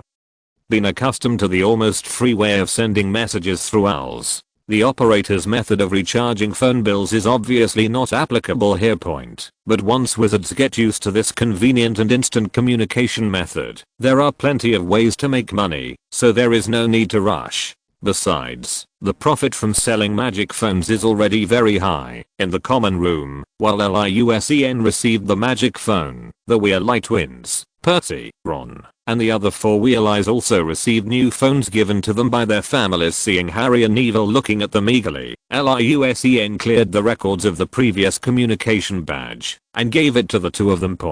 Since the new phone had no address book, Liu Sen and his friends started adding each other as friends. Features like adding friends face to face and recommending business cards would not be available in the Muggle world for more than 20 years. But thanks to the convenience of magic and LIUSEN's advanced cognition, this feature was already used in the first version. The operation logic of SMS is based on penguin, so the nickname can be modified at will. LIUSEN's nickname is his real name, but when he added Fred, he couldn't help but laugh. PFFT. Black Dragon of the Hebridean Islands. Very creative. What about George? Let me see. Australian Egg White Dragon. You two are the black and white duo? Haha.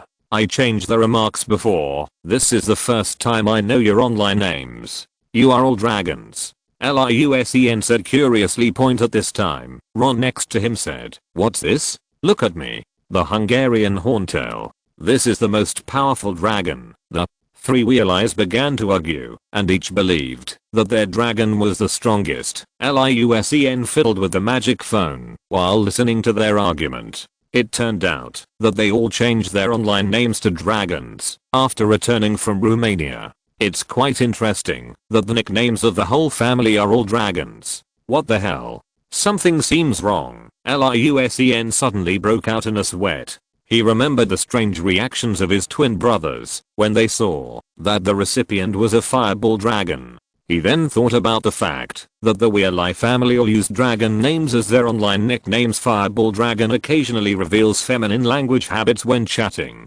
LIUSEN originally thought it was a prank between friends, but now, LIUSEN opened the address book with trembling hands, quietly retreated to the corner of the lounge, and sent a message to Lupin, who had saved it in advance. LIUSEN. Emergency. Are you there? Are you there? A few seconds later, Lupin. What's wrong? If it's urgent, can we talk on the phone? LIUSEN.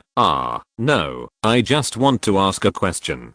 Didn't I ask you to help me find someone to train magic terminal? Who did you find? Lupin. What terminal? Oh, I remember now. You said you wanted to find someone who is patient and can teach simple things like coaxing a child, right? LIUSEN. Yes, that's it. Then you asked a researcher to contact me, right? To design one or something. Lupin. So what? What went wrong? Was it taught incorrectly? LIUSEN. The teaching is very good. It's okay. Haha. I thought the other party was someone from the Weasley family. I was so scared. Lupin. She. Is that point when LIUSEN saw this sentence, his eyes suddenly went dark, and he took a breath of cold air. He asked tremblingly, let me confirm again. Are we talking about the same person? Lupin. Ginny. I thought you knew. LIUSEN suddenly had the expression of Van Gogh covering his face, and the whole person became abstract. No. The guy I've been chatting with for so long is a woman, and she's my roommate's sister. The most important thing is, I thought it was a man. He talked about everything with her. He even harassed her in the middle of the night to get her to have sex. It's over. It's ruined. This is social death. Seeing that LIUSEN didn't reply for a long time, Lupin typed, I was very busy at the time, and Ginny happened to be wandering around the company, so I asked her. As a result, Ginny happily took over the job. Originally, I thought she would have enough fun in a day or two, and I would find someone to take over, but later I was too busy. If you hadn't mentioned it, I would have forgotten about it. She seems to be very concerned, and I haven't seen her wandering around the company for a long time. LIUSEN wanted to cry, but had no tears. He thought she was a like-minded friend. What was this little lolly? If she was a senior who had just graduated, it would be fine for him to chat with her. She hasn't even started school yet. She's only 10 years old. No wonder Ron, the twins, and Percy looked at him strangely. My lifelong reputation. Chapter 66. Getting 6 brothers-in-law? At this time, a notification sound rang on the magic phone. LIUSEN picked it up and saw it. Wow. Speak of the devil and he will appear. Fireball Dragon applied to become your friend. After hesitating for a second, LIUSEN decisively chose to agree. What's the big deal? We are not boyfriend and girlfriend. It was embarrassing, but looking back, chatting with the Weasley girl was quite interesting. She was actually quite mature in many ways. We could talk about the same topics. There was no generation gap at all. Thinking of this, LIUSEN laughed at himself. He was only 11 years old. The two were of the same age. It was just that Liu Sen had the memory of his previous life, so everyone looked like a child to him. After getting over this psychological hurdle, Liu Sen opened the chat window of Fireball Dragon and wrote, "Have you played the new version of Plants vs. Zombies? Fireball Dragon, yeah, not bad. The new plants are awesome. And they are even more exquisite. Haha. I can fight zombies again." Liu Sen smiled knowingly and replied, "If you play games every day, be careful about your myopia. Fireball Dragon, go away. What do you care? You play a lot." Liu Sen was editing the next text with a chuckle when he suddenly heard a cough behind him. George grinned and said, "I called you 3 times and you didn't even hear me. Who are you chatting with? You're so focused." Fred echoed, "Hey, isn't it a little girl? Let's see who is so lucky to be favored by President Liu."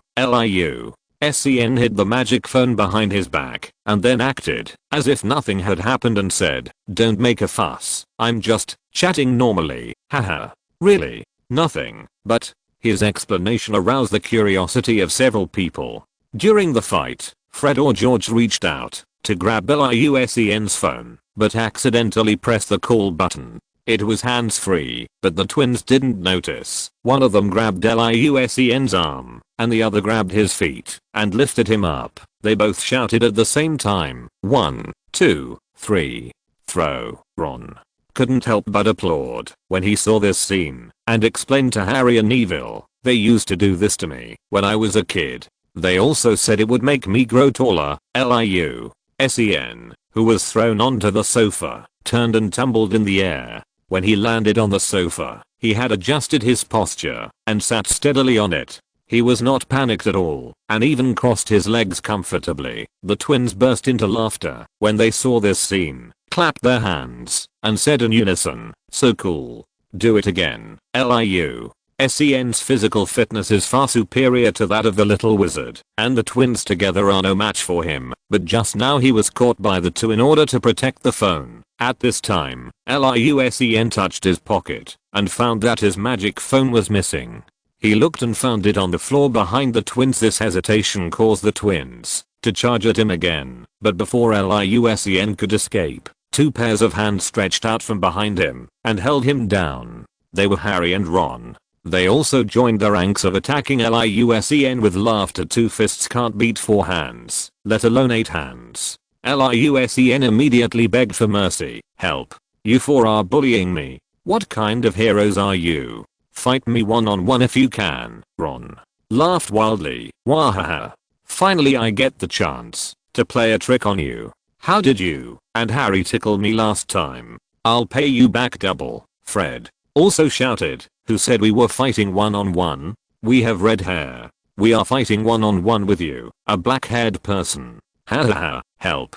Harry. What are you doing? Is that Bibby every flavor beans? No, no, no. Last time I tasted canned herrings. I don't want to eat it again." Harry grinned evilly and stuffed a multi-flavored bean of suspicious color into the struggling Liu Sen's mouth. He said, "How do you put it in your words? Scream. No one will come to save you, even if you scream your throat out." Hahaha. Boys, fights are often so inexplicable, but the atmosphere is actually quite good, and everyone is having a great time, including Liu Sen himself. In fact, it was effortless for him to break free from the restraints of several people, but everyone was having so much fun that he just cooperated and got into the role point. But the person on the other end of the phone had no idea what was going on and just thought that several people had teamed up to bully Liu Sen. Then a sharp shout filled with anger came out from the speaker. "Fred, George,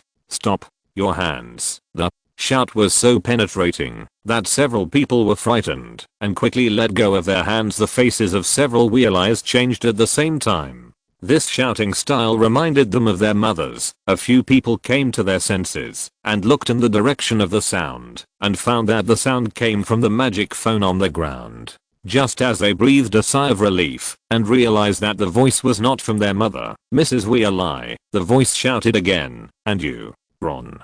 Go aside too. I heard your voice." Ron frowned and said, "Ginny, why are you calling?"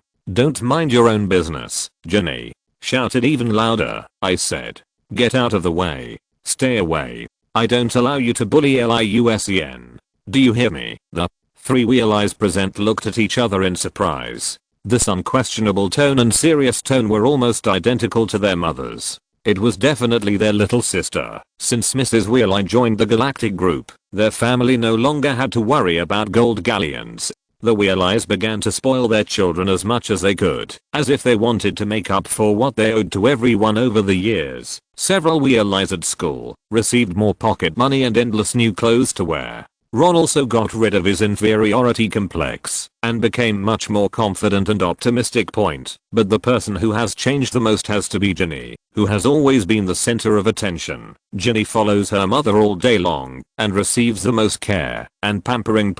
And because she was often in contact with the company's affairs, her temperament changed. She became the most aristocratic person among her brothers and sisters. She has a bad temper and always says what she wants in front of her brother. Even Percy doesn't dare to provoke her. When traveling in Romania, all the brothers were completely subdued by her. Even the second brother Charlie. He said frankly that, even if he faced a man-eating wild dragon, he would not feel as much pressure as his younger sister. Fred explained, Ginny, it's not what you heard. We are not bullying anyone. George also hurriedly said, yes, sister. We are just joking. Ginny insisted, come on. You guys are so bad. I don't believe you. Anyway, if I find out that you bully Liusen again, I will never let you off.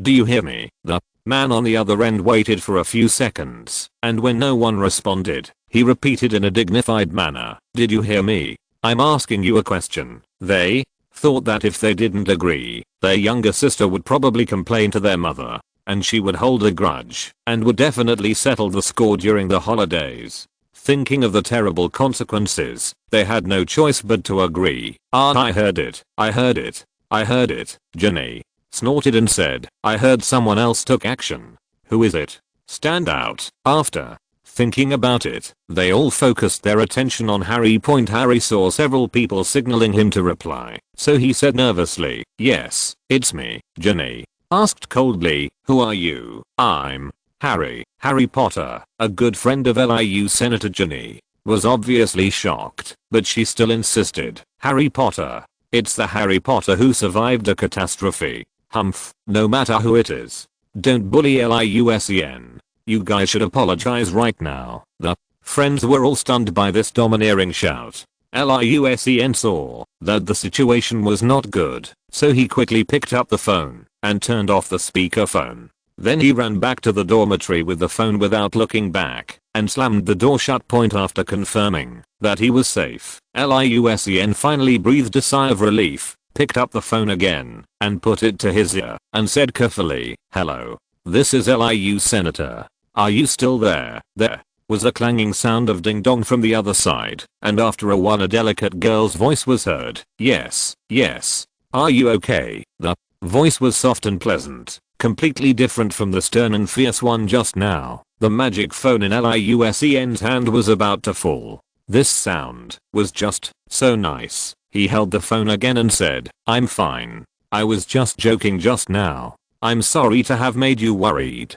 But the way you scolded them just now, Ginny said in panic. What happened? It's quite impressive. They were all scared. Ha ha ha. Liusen praised. Ginny was obviously relieved, and she spoke back to the way she did when they were chatting online. Hey, you scared me. I thought you were going to say scary or tomboy or something like that. How could that be? Quite impressive. Come on. Tell me the truth. Am I scared? How could that be? I'm super brave. Okay, what Liusen didn't know was that, behind the door, 4 guys who had forgotten the pain after their wounds healed were eavesdropping on the conversation inside with great interest. Chapter 67 NEVILLE and -039 S changes. The weather was getting warmer, but the rain and morning dew made Liusen very uncomfortable. Because he and Neville had to face muddy and slippery roads and get dirty during their morning exercises. So Liusen changed the location of the morning exercise to Hagrid's basement, so that at least the two of them didn't have to run along the slippery black lake. It's not that there are no rooms in the villa, but Hagrid's basement is more durable. LIUSEN ordered a batch of modern fitness equipment, including dumbbells, barbells, kettlebells, clubballs, smith racks, gantry racks, and bench press racks. He completely turned a corner of the basement into a fitness area. Originally, LIUSEN wanted to get 2 sets of treadmills and rowing machines, but the former is completely unnecessary, as long as the weather is good. As for the latter, there is a large area of water on the Black Lake to play. Wouldn't it be nice to row a real boat? Of course, we couldn't just use the poor owls to transport these heavy goods. We used the small villa inside the door and the shrinking talisman drawn by the uncle to successfully deliver the equipment. LIUSEN shook his head and sighed. His talisman skills were still too low. The advanced shrinking talisman drawn by his uncle had been used many times and was still powerful. The elementary talisman drawn by himself could only be used as a disposable item. There was still a long way to go, and there was no end to learning. After setting up the fitness equipment, LIUSEN combined the Chinese bodybuilding method with modern fitness theory to plan a detailed fitness plan for himself and Evil. As long as the weather is bad, the two will come here to use the equipment for fitness. Later, even Hagrid was attracted by these iron lumps and started training with them. When LIUSEN saw Hagrid using a 200 gin barbell as a dumbbell, he couldn't help but think, if Hagrid is addicted to fitness, who wouldn't be scared when he gets a body of muscular muscles? He doesn't even need to practice magic. Just give him a heavy shield and he can sweep the battlefield. That scene, just thinking about it is amazing. It's not just LIUSEN and Evil who don't like muddy roads, but also Harry, who has to practice Quidditch 3 times a week. The team captain, Wood, is a true Quidditch lover and an excellent leader. He can always find the bright spots in his teammates and motivate them to improve. Under Wood's encouragement, the team members are training hard to prepare for the battle against Slytherin. That night, as soon as Harry, exhausted as a dog, returned to the common room, Ron and Hermione, who were playing Plants vs. Zombies together, put down their games and went to greet him. Hermione said worriedly, "Harry, you can't play in the next Quidditch game. Listen to me, you have to ask for leave." Ron was also trying to persuade them, but he was not as anxious as Hermione. He said, "Harry, have you heard? Professor Snape will be the referee for the next game. No matter how well you perform, it will be useless. He will definitely find ways to deduct points from Gryffindor." Harry also heard the news. Snape had to referee the next match for some reason. Gryffindor vs. Hufflepuff. The head of Slytherin House wanted to interfere, and everyone was very unhappy about it. During the training just now, the morale of his teammates was low because of this, but Harry didn't care. "Don't worry, as long as we play well, it won't be difficult to beat Hufflepuff." Hermione excitedly grabbed Harry's shoulders with both hands and shook him, saying, "You're trying to kill yourself. If I hadn't saved you last time, Snape would have thrown you to death." Harry was dizzy, but he was reluctant to break free from Hermione. Ever since he and Hermione kissed each other last time, they had been keeping a distance from each other. At this moment, facing Hermione so close to him, Harry couldn't help but think of the scene that day, which made a sweet smile appear on his face. Hermione bit her lip and thought about what excuse to make to ask for leave. Should she say that Harry broke his leg or was poisoned, or really broke his leg? It would be better than being cursed by Snape again. But when she looked carefully, she saw that Harry in front of her was looking at her tenderly and didn't take her words to heart at all. Hermione was suddenly angry and shy, and after pushing Harry away, she turned around and found a sofa to sit on. Although she looked angry, the blush on her face was as bright as a fire. "Snape will definitely use more powerful spells on you then. I can't guarantee that I will save you again," Hermione said, turning her head away and not daring to look at Harry while covering her red face with her hands. Just as Harry and Ron were swallowing their saliva, Liusen, who was watching the fun, put down the book in his hand and interrupted. Hey, I was the one who saved Harry, okay? It was Quirrell who cast the curse. I've said it several times. How about we make another bet, even?" Harry blushed at the last sentence, and he quietly took a step away from Ron to avoid being discovered. Of course Harry didn't tell Ron what happened that day. He felt embarrassed. Liu saw everything and smiled without saying anything. Harry thought for a moment and said, "You don't have to worry about me. I have to win the game no matter what, so that I can enter the finals and snatch the house cup from Slytherin." Hermione wanted to dissuade him, but the heat on her face had not yet subsided, so she could only hum in dissatisfaction angrily on the sofa. Just then, the entrance to the common room opened, and Neville hopped in. There was a pool of blood on his sleeve, his hair was a mess, and his legs seemed to be stuck together, so he could only hop forward with difficulty. Liu Sen quickly ran up to him and asked with concern, "Neville, what's going on? Who bullied you?" Neville said shyly, "It's Malfoy and the others." Liu Sen pulled out the birch wand and removed the spell with 2 strokes, then cursed, "It's a leg-locking curse. Damn it. How dare you bully my brother? I'm going to find him now. Watch me turn his 3 legs into 1 leg." Neville was sweating all over. He quickly grabbed Liu Sen and said, "No, no, no. I don't want to make a big deal out of this." Harry and the other 2 hurried over to him and helped check him, only to find that Neville was safe and sound. Hermione said angrily, "You can't just let it go like this. You should go find Professor McGonagall." "How could they do this?" Ron and Harry also echoed this, advising Neville not to swallow his anger. Neville looked at his friends with gratitude and said, "I'm fine. Malfoy and the other 2 played a trick on me, but I didn't suffer any loss. I couldn't help but beat them up." Hermione's eyes widened immediately. Was this still the timid and submissive Neville? She asked in disbelief, "What about the blood on your body?" "Oh, it's crabs, or maybe it's goyles. I can't remember," Neville said shyly. Hermione and the other 2 looked at each other, especially Harry and Ron. They exchanged glances and said in their hearts, "No, is it true that exercising with Liu Sen are so effective?" Liu Sen laughed happily and said, "Ha ha ha. Good fight. Those 3 guys deserved a beating." Then he clenched his fist viciously, his eyes flashing with ferocity, and said, "But they dared to attack you, which means they didn't give me face. Next time I'll help you deal with them." The trio and Neville were all worried about Malfoy and his gang when they saw Liu Sen's inadvertently sneer smile. Chapter 68 Zyomar, I heard you bullied my brother. Soon the match against Hufflepuff arrived, but to everyone's relief, Dumbledore also came to the game. When Harry saw the headmaster's white beard, his mood suddenly brightened, and his luck exploded in the following game. He caught the golden snitch in less than 5 minutes after the start, but the show in the stands a few minutes ago was equally exciting. Before the game started, Malfoy, who was sitting behind Neville and Ron, started to mock the group.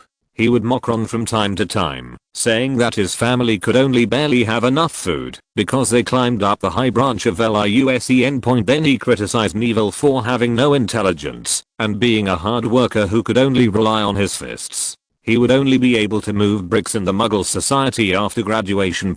When he turned his firepower on Hermione and was about to talk about her background, Ron took advantage of the noisy cheers of the game to launch the first attack. He grabbed Malfoy's head, pulled the chair off, and smashed it with his fist. Malfoy's followers Crabbe and Goyle rushed over desperately like loyal dogs protecting their master, but what greeted them were the iron fists of Liu Sen. Annoyed, Ron and Neville were somewhat restrained, and they mainly hit each other on the body and head. But Liu Sen had no moral principles at all. He hit the lower body, waist, ribs, wherever it hurt. He hit the eyes, nose, mouth, which were vulnerable, a few more times. At the beginning, Ron and Neville were fighting with each other and hurt each other. But after Liu Sen dealt with one, he immediately supported his teammates and beat Master Ma and his 2 friends beyond recognition, making them piss and run. After being beaten twice, Malfoy somehow found some courage and slurred his words with his mouth swollen like a sausage.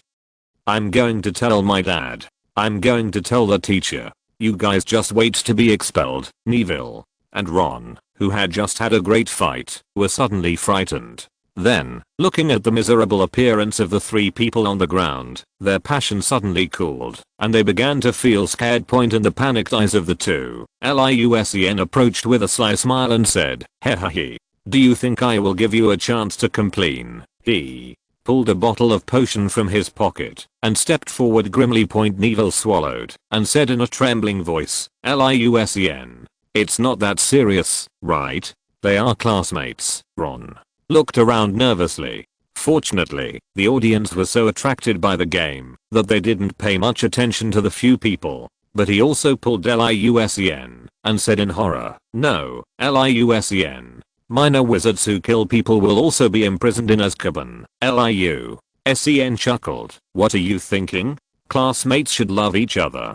The three of them accidentally fell down the stairs, and I'm helping them heal their wounds." After saying this, he pried open the mouths of the three people who were whimpering and crying, and poured a sip of potion into each of them. Malfoy and the other two recovered quickly from their black eyes and sausage mouth, but Liu Sen still thought it was too slow. By then, Harry had already caught the golden snitch. Hermione had been watching the game intently from the beginning. When she saw Harry win the game, she jumped up and down with excitement. She hugged Ron, who was nearest to her, and shouted, "We won! We won!" Ron also said happily, "Yes, we won. Malfoy and the others were beaten up by us." Hermione didn't pay any attention to what Ron said next. Her heart was beating out of her chest with excitement. The two were infected by the thunderous cheers and couldn't help but hug each other's shoulders and jump and cheer together. Harry's safety finally put Hermione's heart at ease, and this unprecedented victory left her with nowhere to vent her joy.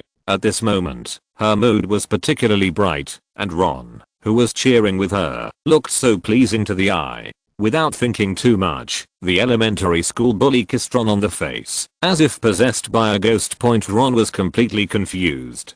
Did happiness come so suddenly? He groped at the wet cheek that had just been kissed, and the feeling of that moment was replayed and savored over and over again.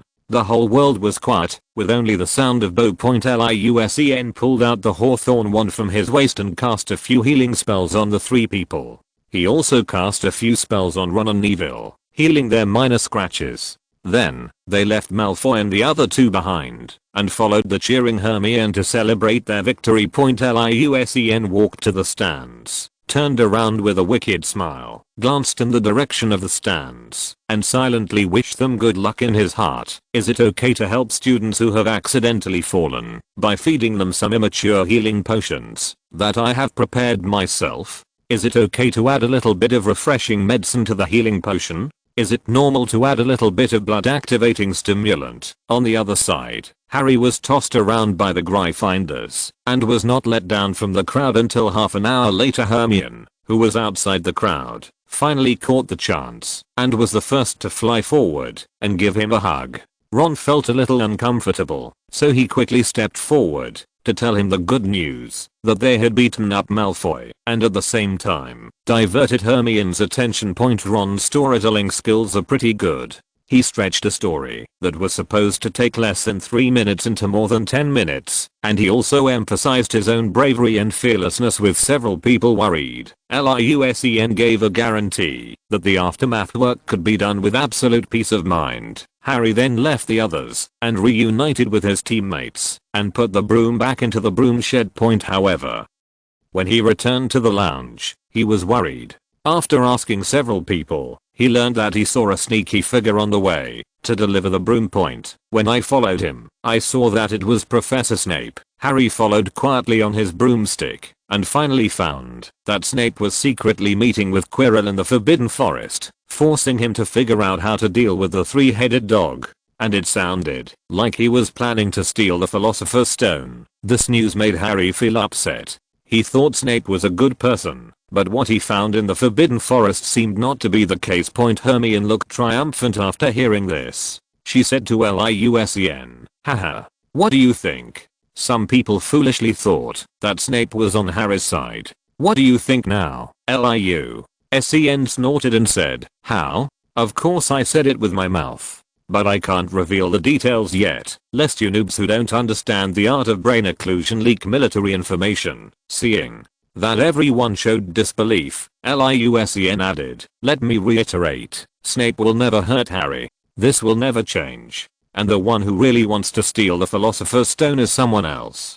I remind you, don't think about these things during class. It's easy for people to see your thoughts." Several people felt that Liusen was making far-fetched arguments and exaggerating, but a happy thing made them temporarily forget the crisis of the Philosopher's Stone. In the following 2 days, 3 more figures appeared on campus, circling the school. They were not sleepy at all even in the middle of the night, and they felt uncomfortable if they didn't move. I heard that they were caught by Peeves, but their head of house was Snape, so he only gave them 2 days of symbolic detention. If you're listening to this novel on a channel other than Fanfic World, it means they downloaded and uploaded it without effort. We cordially invite you to visit our channel, Mundo Fanfic Novelos. There you'll find the original version of this story and you can explore many other novels of various genres. We're waiting for you to immerse yourself in a world of incredible novels. Chapter 69 HAGRIDN-039, S-Wish came true.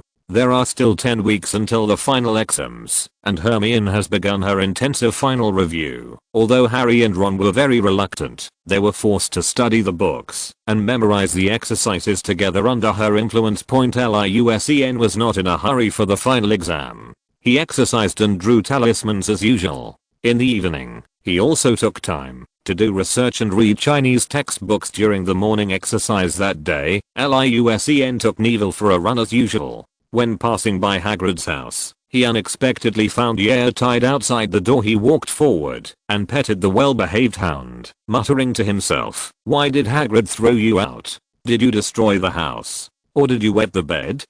As he spoke, he knocked gently on the door and called out, "Hagrid, are you home?" After waiting for a while and seeing no movement, Liusen pushed the door open himself. Hagrid rarely locked the door. He took Neville around the first floor expertly, but he didn't see Neville. Just as he was about to look for him in the backyard, there was a noise in the basement under the stairs. Liusen thought, "Is Hagrid exercising? But why is he tying Yaya outside?" As he walked down the stairs, he was about to call the other person, but at this time, Liusen heard Hagrid's voice. He was muttering to himself, "Put it on the stove and roast it slowly over low heat, turning it over every hour." Liusen was overjoyed. This was making food. Haha.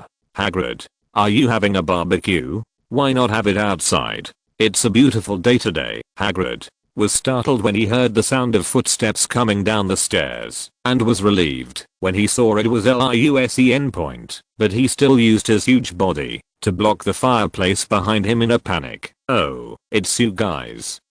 I just want to warm myself by the fire, nothing else." As he said this, he hid a book in his hand behind his back. Liusen chuckled and said, "Is it better to bake it secretly?" No, there's nothing. Let's go up." Hagrid said, a little at a loss. Liusen rolled his eyes and said, "Okay, let's go." But when Hagrid followed them a few steps away from the fireplace, Liusen turned around quickly and ran to the side of the fireplace in a serpentine manner, bypassing Hagrid's huge body. "Ha ha ha. Roasted bird eggs. You actually ate delicious food behind my back. Is it an ostrich egg this big? You're not doing it right. It will explode if you throw it directly into the bucket. I know how to make salt-baked eggs. Do you want to try it?" Liu-Sen swallowed unconsciously as he spoke, but his actions frightened Hagrid. No. This is not an ostrich egg. This is Hagrid was sweating, but he hesitated and didn't know how to start. Liusen was suddenly startled when he saw Hagrid's nervous expression. He quickly turned his head and looked at the big egg being roasted in the iron bucket again. "Oh my god, is this a dragon egg?" Liusen remembered what this was. Dragon egg. Neville was startled, then came over in surprise. This kind of rare thing is not easy to see. Hagrid wiped the sweat from his forehead. He looked at Liusen and Neville helplessly and sighed. Okay, you found it. This is indeed a dragon egg." As Liusen expected, Hagrid won it from a stranger in the bar, but not by playing cards. That stranger was so mysterious, and he insisted on making a bet with me. But how could he be my opponent? Ha ha ha. Even though I can't beat you, I'm already a master when facing others. Who made you so good at playing Muggle Wars? I wiped out all the soldiers on the opposite side with just a few tricks I learned.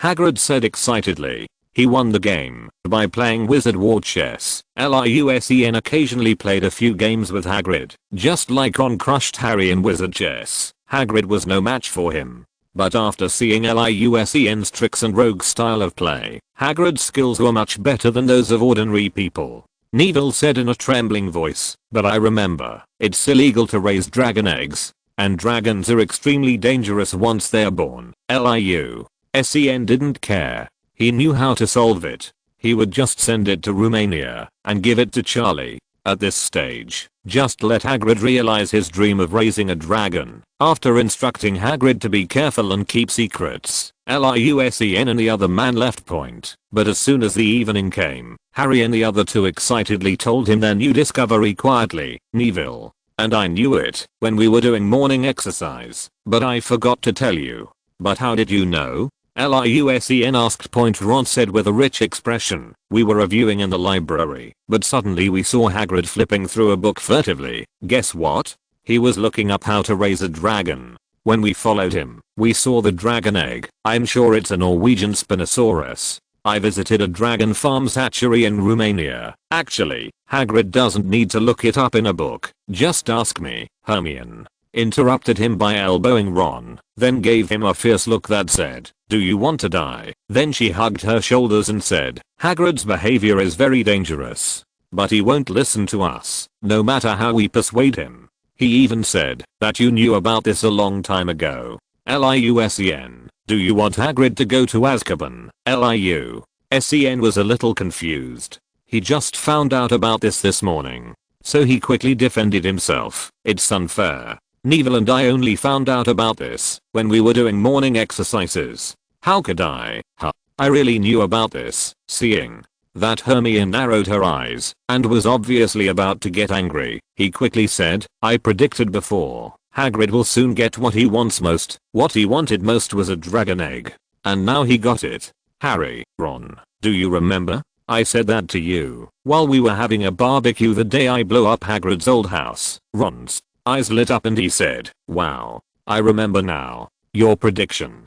It's come true again. It's amazing. Harry also thought of the scene at that time, but he and Ron could not imagine that what Hagrid wanted most was a dragon egg. He wanted to raise a dragon. Hermione coughed twice to warn Harry and Ron. They looked at each other and immediately understood what they should and should not say. Ron said seriously, listen buddy, you can't just raise a dragon. A decree was issued in 1709 that no one can raise a dragon without permission. Whether you raise it for fun or want to sell it for money, it is completely illegal. If you are caught, you will be imprisoned in Azkaban. Harry also advised, yes Liu Sen, Hagrid listens to you the most. You should persuade him quickly. Liu Sen said indifferently, it's okay, this is his biggest wish. It's not easy to realize it. Let him take care of it for a few days. When the little dragon is born, we will stew it and eat it. Make sure no one will know. Hermione gasped when she heard this and backed away, saying, you, are you a monster? You want to eat a newborn dragon? You're disgusting.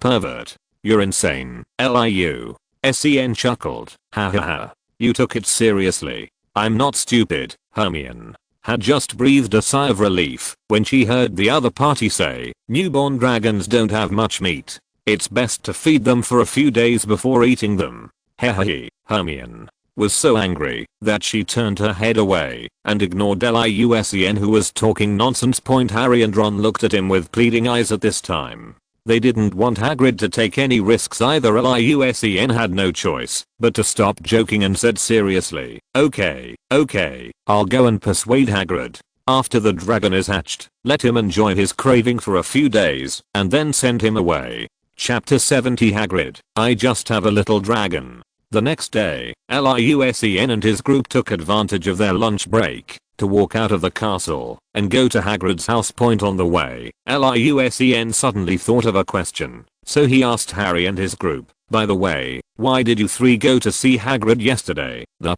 Three of them looked at each other and then remembered that they had forgotten to tell Liusen as the three little ones talked at once. Liusen patted Harry's shoulder in appreciation. It turned out that yesterday, Harry suddenly had an idea. He was worried that Hagrid's big mouth would be used to trick people into revealing the secret of the three-headed dog Fluffy, so he hurried over to ask.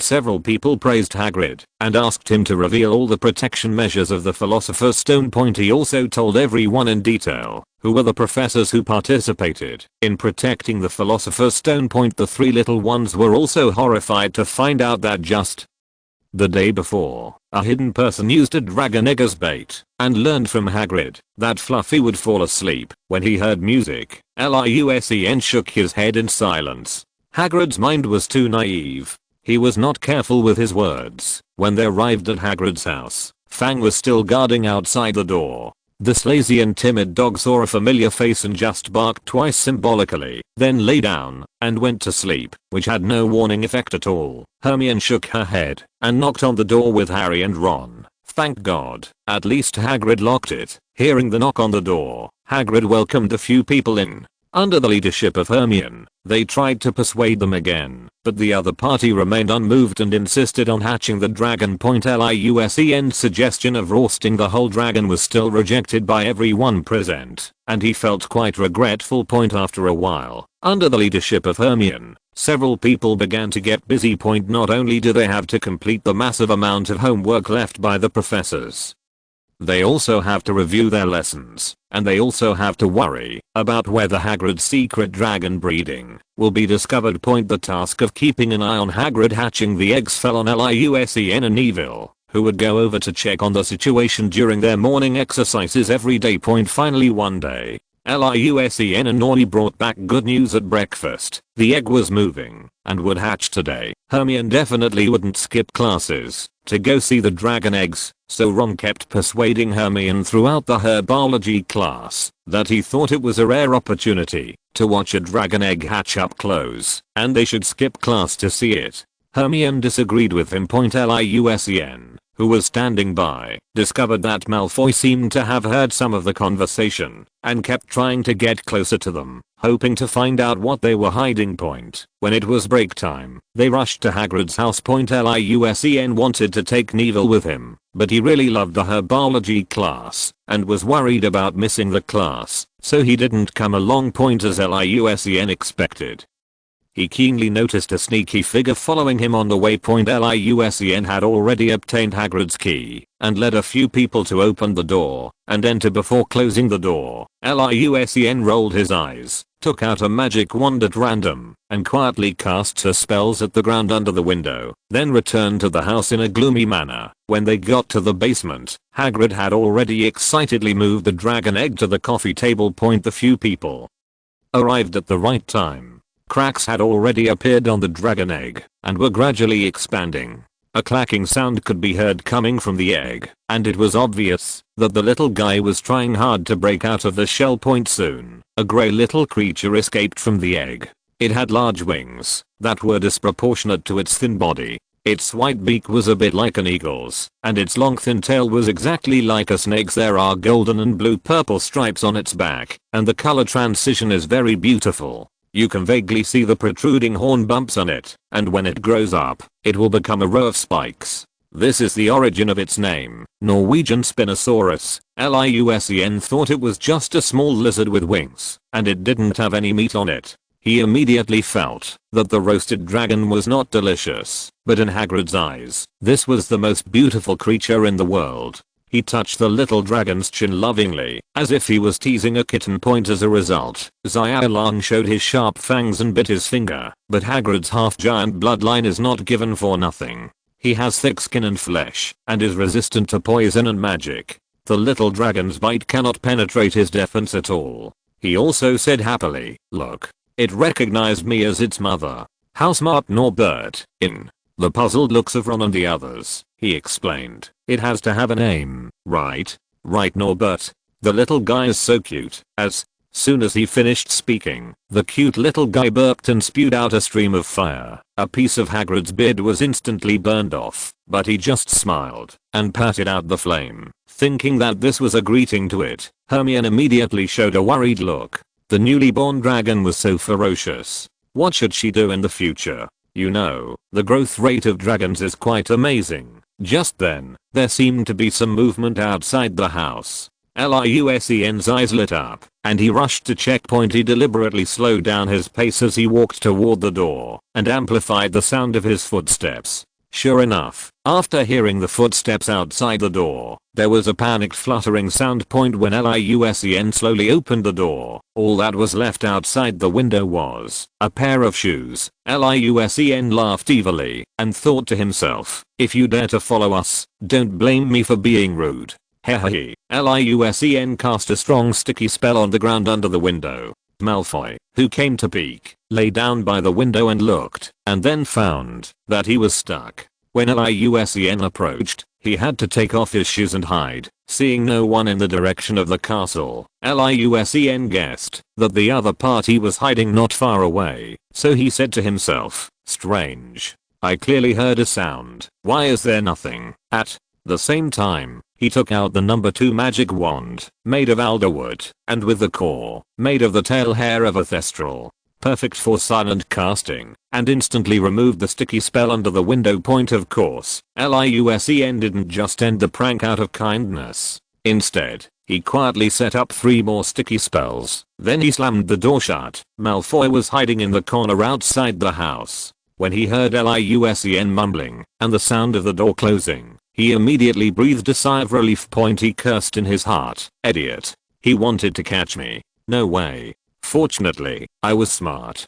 Hehe. He was so blind. He didn't even notice my shoes. He was left with only his socks on his feet, so he sneaked back to the window again, stood half a meter away, and tried to pull his shoes off. As a result, he lifted the shoe off the ground with a light touch. Before he could feel happy, he found that he was stuck again. Malfoy, %and #. What's going on? But he pricked up his ears and heard the sound in the room again. He struggled to get free, leaving his socks behind. After running 2 steps barefoot, the sharp grass and gravel on the ground suddenly pricked him and made him grimace in pain. Malfoy stopped right where he was and hurriedly put his bare feet into his shoes. It seems that my feet feel a little wrong. But he didn't have time to think about it, because several footsteps in the house were about to reach the door. He had no choice but to crouch down, run quickly to the corner of the house, and hide again in the same place as before. After Liusen and the others told Hagrid to be careful, they went back to class. When leaving, Liusen saw a pair of socks left not far from the window, and realized that some idiot had fallen into the trap again.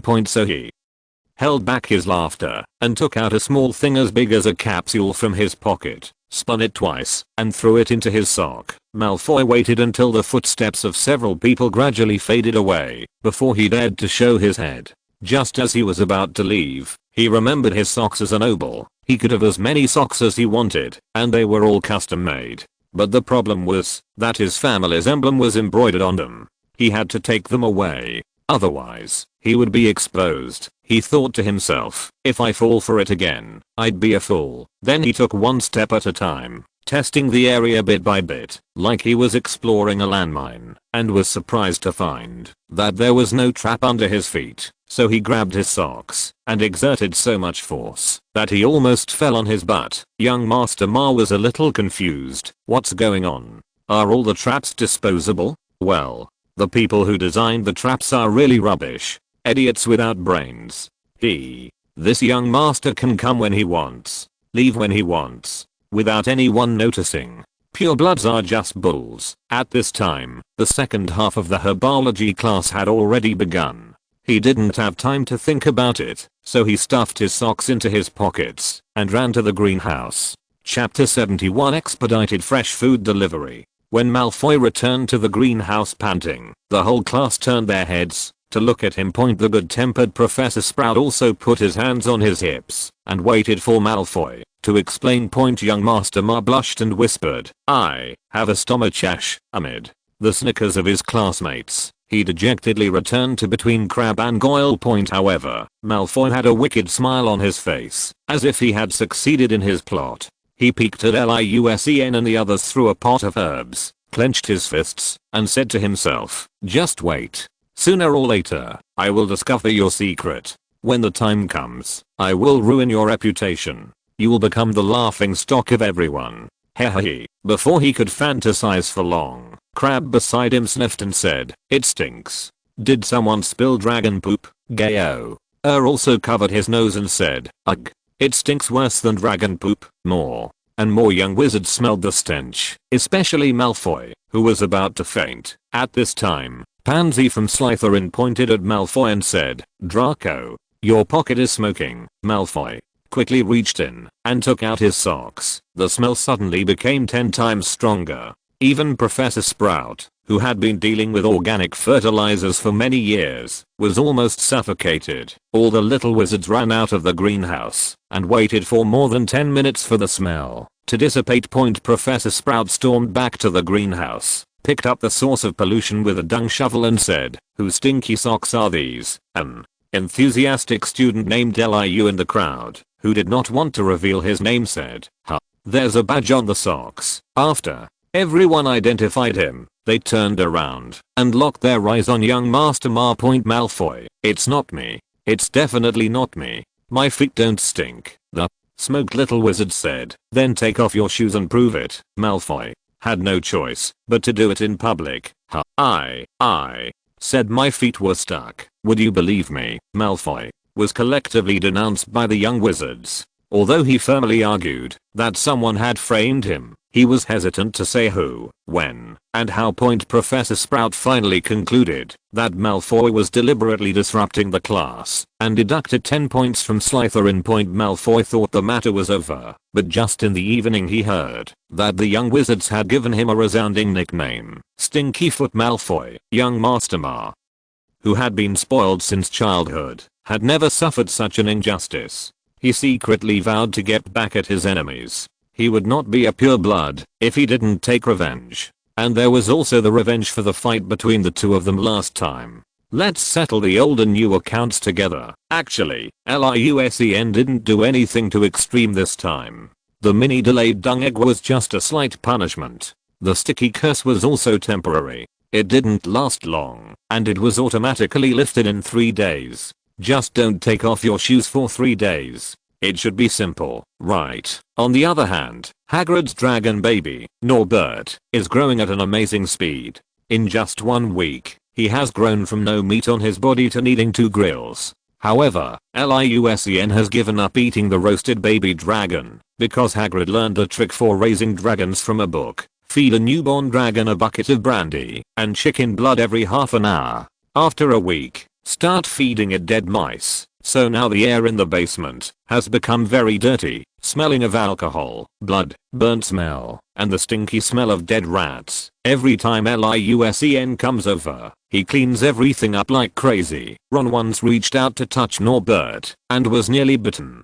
If LIUSEN hadn't been quick, Ron would have been knocked down by the poison in the dragon's fang. Only a small amount of the Norwegian Ridgeback's venom can make a person's fingers swell up like sausages. Without timely professional treatment, dizziness, coma, and even death will follow. Dragons are extremely dangerous creatures. The most troublesome magical creatures in the wizarding world are wild dragons. Ministries of magic in various countries have to frequently deal with troubles caused by dragons. If muggles see a dragon, their memories must be erased immediately. Otherwise, the risk of exposing the wizarding world will increase. Hiding a wild dragon is not easy. For one reason, they are really good eaters. Even though Hagrid was full of energy, he couldn't bear to feed the little dragon day and night. Hagrid didn't get a full night's sleep during this period. After a week of torturing Norbert, Hagrid finally gave in and agreed to the suggestion given to him by several people to hand Norbert over to Ron's brother Charlie. But there is a problem. Transporting a dragon to Romania is not easy.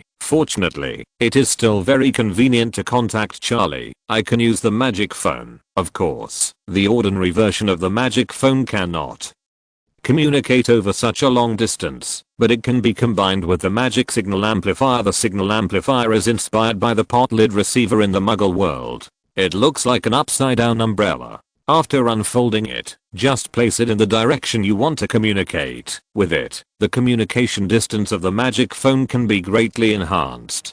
Although the attenuation and interference of the magic signal over long distances make voice calls unstable, text message chatting is completely fine. Ron's phone not only has his second brother Charlie in Romania, but also his eldest brother Bill in Egypt. They chat with each other when they have nothing to do. They even have a chat group called Loving Family with all the Weasleys in it. Ron told his second brother about Hagrid's situation in a text message, and he immediately expressed his willingness to take Norbert in. And it just so happened that several of his friends were coming to Romania, so he could be picked up next Saturday. For safety reasons, the meeting place was chosen to be the tallest tower in Hogwarts, the astronomy tower. This way they could descend directly from the clouds and avoid being seen. After all, carrying a dragon privately was a serious offense. In this regard, LIUSEN could only say that Charlie's friends were really close. In a word, they were willing to help him smuggle at the risk of going to jail. This relationship was beyond words. Hearing that they could get rid of Norbert, Ron and his friends were immediately happy. If they could make it to Saturday, they would win. However, during the days of waiting for Saturday, they found that Malfoy always found ways to get close to them and eavesdrop on their conversations. LIUSEN therefore suggested that sensitive words such as dragon, transport, and Romania should not be mentioned in public places. Everything has to be called by a code name. The code name for dragon is barbecue. The code name for transportation is express delivery, and the code name for Romania is post station. The conversation between LIUSEN and his friends became much safer. No one would associate words like barbecue, express delivery and post station with the dangerous and illegal dragon breeding point, but for Malfoy, the combination of these wrong information made him confused. When Friday came, even Hagrid had to look forward to it. Norbert couldn't even deal with him now, and he didn't even dare to let LIUSEN and his men get close to the basement.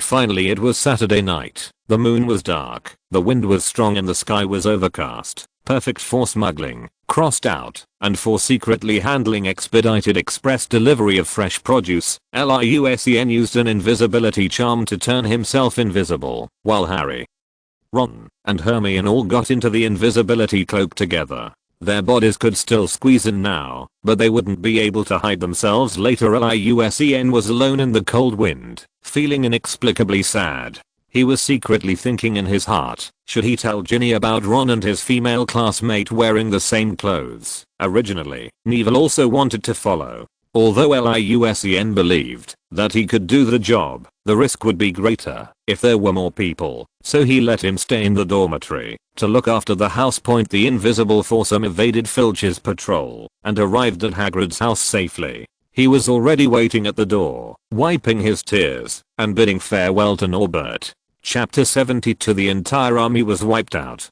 Several people repeatedly assured that, after arriving in Romania, Norbert and his peers would grow up healthy and happy. But Hagrid still couldn't bear to send Norbert away. He was worried that he would be lonely and starve to death. He showed it to a few people with tears in his eyes. Nobel, where is mommy? Nobel. Norbert, who was in the large wooden box, used his powerful tail to hit the box with a bang bang bang sound, causing the box to shake. Look, it knows me. It knows who its mother is, Hagrid said excitedly. But he completely ignored the fact that the little dragon was constantly messing with everything around it with its head, tail and limbs. Even though Ron introduced the dragon farm in Romania from beginning to end 3 times, Hagrid was still worried about whether the staff there could take good care of his beloved dragons. When the time was up, the trio grabbed Hagrid, while LIUSEN resolutely and happily closed the lid of the wooden box and cast a spell on the box. Reinforced, fireproof, rainproof, floating, wear resistant, soundproof, deodorizing, self-cleaning, fragrant. LIUSEN turned around and saw that it was Hermione who had also joined the enchantment operation and was skillfully casting both useful and useless spells on the box. The 2 men, unwilling to admit defeat, cast the free of charge spell on the box. After LIUSEN drew the last invisible rune on it, the 2 men finally announced with satisfaction that the task was accomplished. Hagrid's tears never stopped during the whole journey, and he said to the box, Nobel, mommy has prepared brandy and your favorite dead mouse for you. Don't get hungry on the road. There is also your favorite stuffed bear, so you won't be lonely on the road. However, Liusen had already heard the sound of cloth tearing, and he guessed that the poor little bear had been chopped into pieces by Norbert. Liusen and Hermione cast almost all the spells they could use to make the sled on the box, and they did it without any scruple, so theoretically this thing can carry people. After hearing the happy news, Ron sat on the box first, followed by Harry, and then the two of them pulled Hermione up. Harry, the box is only this big. Hermione, unfortunately, there's no room for you. Ron, well, how about we go ahead? What else could Liusen say? You guys come down, and the four of us will carry it away. He had no choice but to put a long face and cover them with the invisibility cloak. The three people and the box completely disappeared from sight. All Harry said was, "Let's go." Then 3 suppressed laughs were heard in the night, and they quickly faded away. Liusen comforted Hagrid for a while, then returned to the house and cleaned it up, adding the fragrant smell he had just learned from Hermione. After cleaning up the house, Liusen looked at the time. It was past the agreed time. It was estimated that Norbert had been picked up by now. So Liusen put the invisibility charm on himself again, said goodbye to Hagrid, who was still wiping tears, and walked towards the castle alone. He didn't know where his friends were, so he strolled towards the dormitory alone. When passing through a corridor, he suddenly felt that someone was watching him. Liusen was startled and quickly activated the brain closure technique and quietly retreated to the corner. After observing for a while, Liusen breathed a sigh of relief, thinking it was an illusion. Just then, voices were heard in the distance. Liusen listened carefully and found that it was Professor McGonagall. "Why aren't you sleeping well so late at night? What do you three want to do?" "I couldn't believe it when Peeves reported to me. Professor, we know we were wrong. Please, don't deduct points from us. You can punish us in any way you want." "Yes, Professor, we know we were wrong." Liu-Sen sighed. It was Harry and the others' voices just now. These 3 idiots were caught. The voices of several people were getting closer and closer. One of them was a boy's voice saying, "Professor, they are definitely doing something bad. I heard them say that there will be a barbecue delivery at the post station at 12 o'clock midnight. We should go to the Owl Tower to look for it." Professor McGonagall sighed. "Alright, Mr. Malfoy, you are the most unreasonable. Look at you now. I can't believe you could do this." "I understand. Harry and the others made up a lame lie to play a prank on you, tricking you into going to the Owl Tower in the middle of the night, and you actually believed it. Is that right? You are simply." At this time, several people had walked up to Liusen, and he saw his 3 friends and Malfoy. Malfoy was stinking all over at this moment, with sticky bad droppings of various colors all over his head, clothes and even face. Liusen tried hard to hold back his laughter and lowered his head to look away from the miserable Malfoy. But he suddenly realized that the atmosphere was a little strange. Looking up, he saw Professor McGonagall staring at him expressionlessly, not staring in his direction, but looking into Liusen's eyes. Glancing at the friends, he saw them all beating their chests and stamping their feet, while Malfoy showed a satisfied smile. Liusen broke out in a cold sweat. He touched his chest tremblingly, and his eyes suddenly widened. "Oh my god, where is my invisibility charm? Where did such a big invisibility charm go?" Instantly he realized who had arranged this for him. "Nothing to say, you are better than me. I admit defeat." Instantly, Liusen put on a confused expression and said, "Huh? Why am I here? How strange. Am I sleepwalking again? Oh, what a coincidence. Good evening, Professor McGonagall. You look so good today. Oh, if nothing else, I'll go back to sleep. I'm so sleepy." But how could Professor McGonagall believe him? Several people were taken to her study on the 2nd floor and received a severe criticism. "Miss Granger, I thought you were such a smart and studious girl that you wouldn't do such a thing. You really disappoint me. I'm going to deduct 50 points from you." 50 points each. They were all shocked. 200 points were deducted at once. Tears instantly welled up in Hermione's eyes and she lowered her head sadly, regretting that she had forgotten such an important thing as the invisibility cloak in the tower. Otherwise such a thing would not have happened. Mr. Potter, I thought you were a little wizard who valued honor. I made an exception and selected you as the seeker for the Gryffindor team, and you did win 2 games very well, but this cannot be a reason for you to act recklessly. Harry also lowered his head in shame. He felt that he had let down Professor McGonagall and his Quidditch teammates. Mr. Weasley. Alas, except for Percy, none of you gives me peace of mind. Ron's face turned red. The twins should share the blame. Finally, Professor McGonagall turned her head to Liusen and said, as for you, Mr. Liusen, I saw that you haven't caused any trouble in this period of time, and I was thinking of helping you unseal your wand during the holidays. Oh, by the way, I see that you are not in a hurry to prove that you can be quiet. You have already made a lot of wands by yourself, right? Looking at the current situation, let's forget about unsealing it. Liu-Sen. Deg. This! Exclamation mark. Old deng.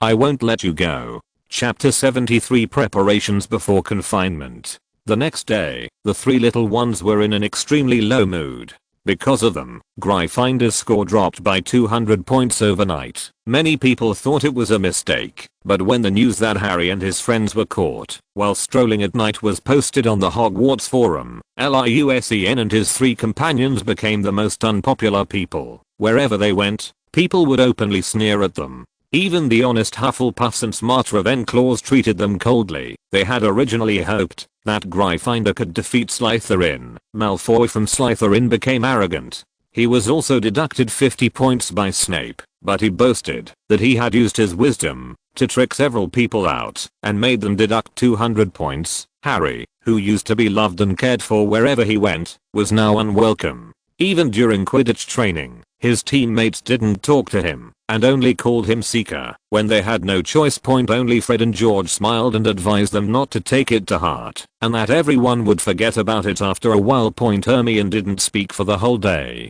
She just read and studied quietly, trying to use the huge amount of books and test questions to make herself forget about the deducted points. The only one among the 4 who was not affected was Liu Senator. He ate and drank as usual, and was even a little excited, because Professor McGonagall said that in addition to deducting points, they would also be punished by detention. Solitary confinement does not literally mean finding a small dark room to lock up the person who made the mistake. Instead, it means assigning work and tasks according to the situation.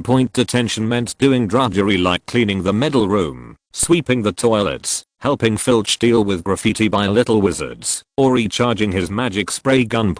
But Liu-Sen knew that what was waiting for them was something else. Patrolling the Forbidden Forest. If you think about it carefully, it is totally irrational to let a first-year wizard patrol the Forbidden Forest, which is full of dangers. What's more, the final exams are not long away. Why go there at this critical moment? It can only be said that Dumbledore has put a lot of effort into training Harry, but Liu-Sen certainly couldn't just sit there and wait to die. In such a dangerous place, he had to be fully prepared. What pots and pans? Cumin and chili peppers, iron pans, grills, Forbidden Forest. Wrong, start over. Liu-Sen, Cedric and the twin brothers, the 3 R&D experts, met one by one and put their research results of this period into their backpacks. In exchange, Liu-Sen took out his treasured Chinese specialties, spicy strips, instant noodles, Chinese pastries, muggle soda, etc. as a thank you. The 2 sides handed over equipment in one hand and snacks in the other.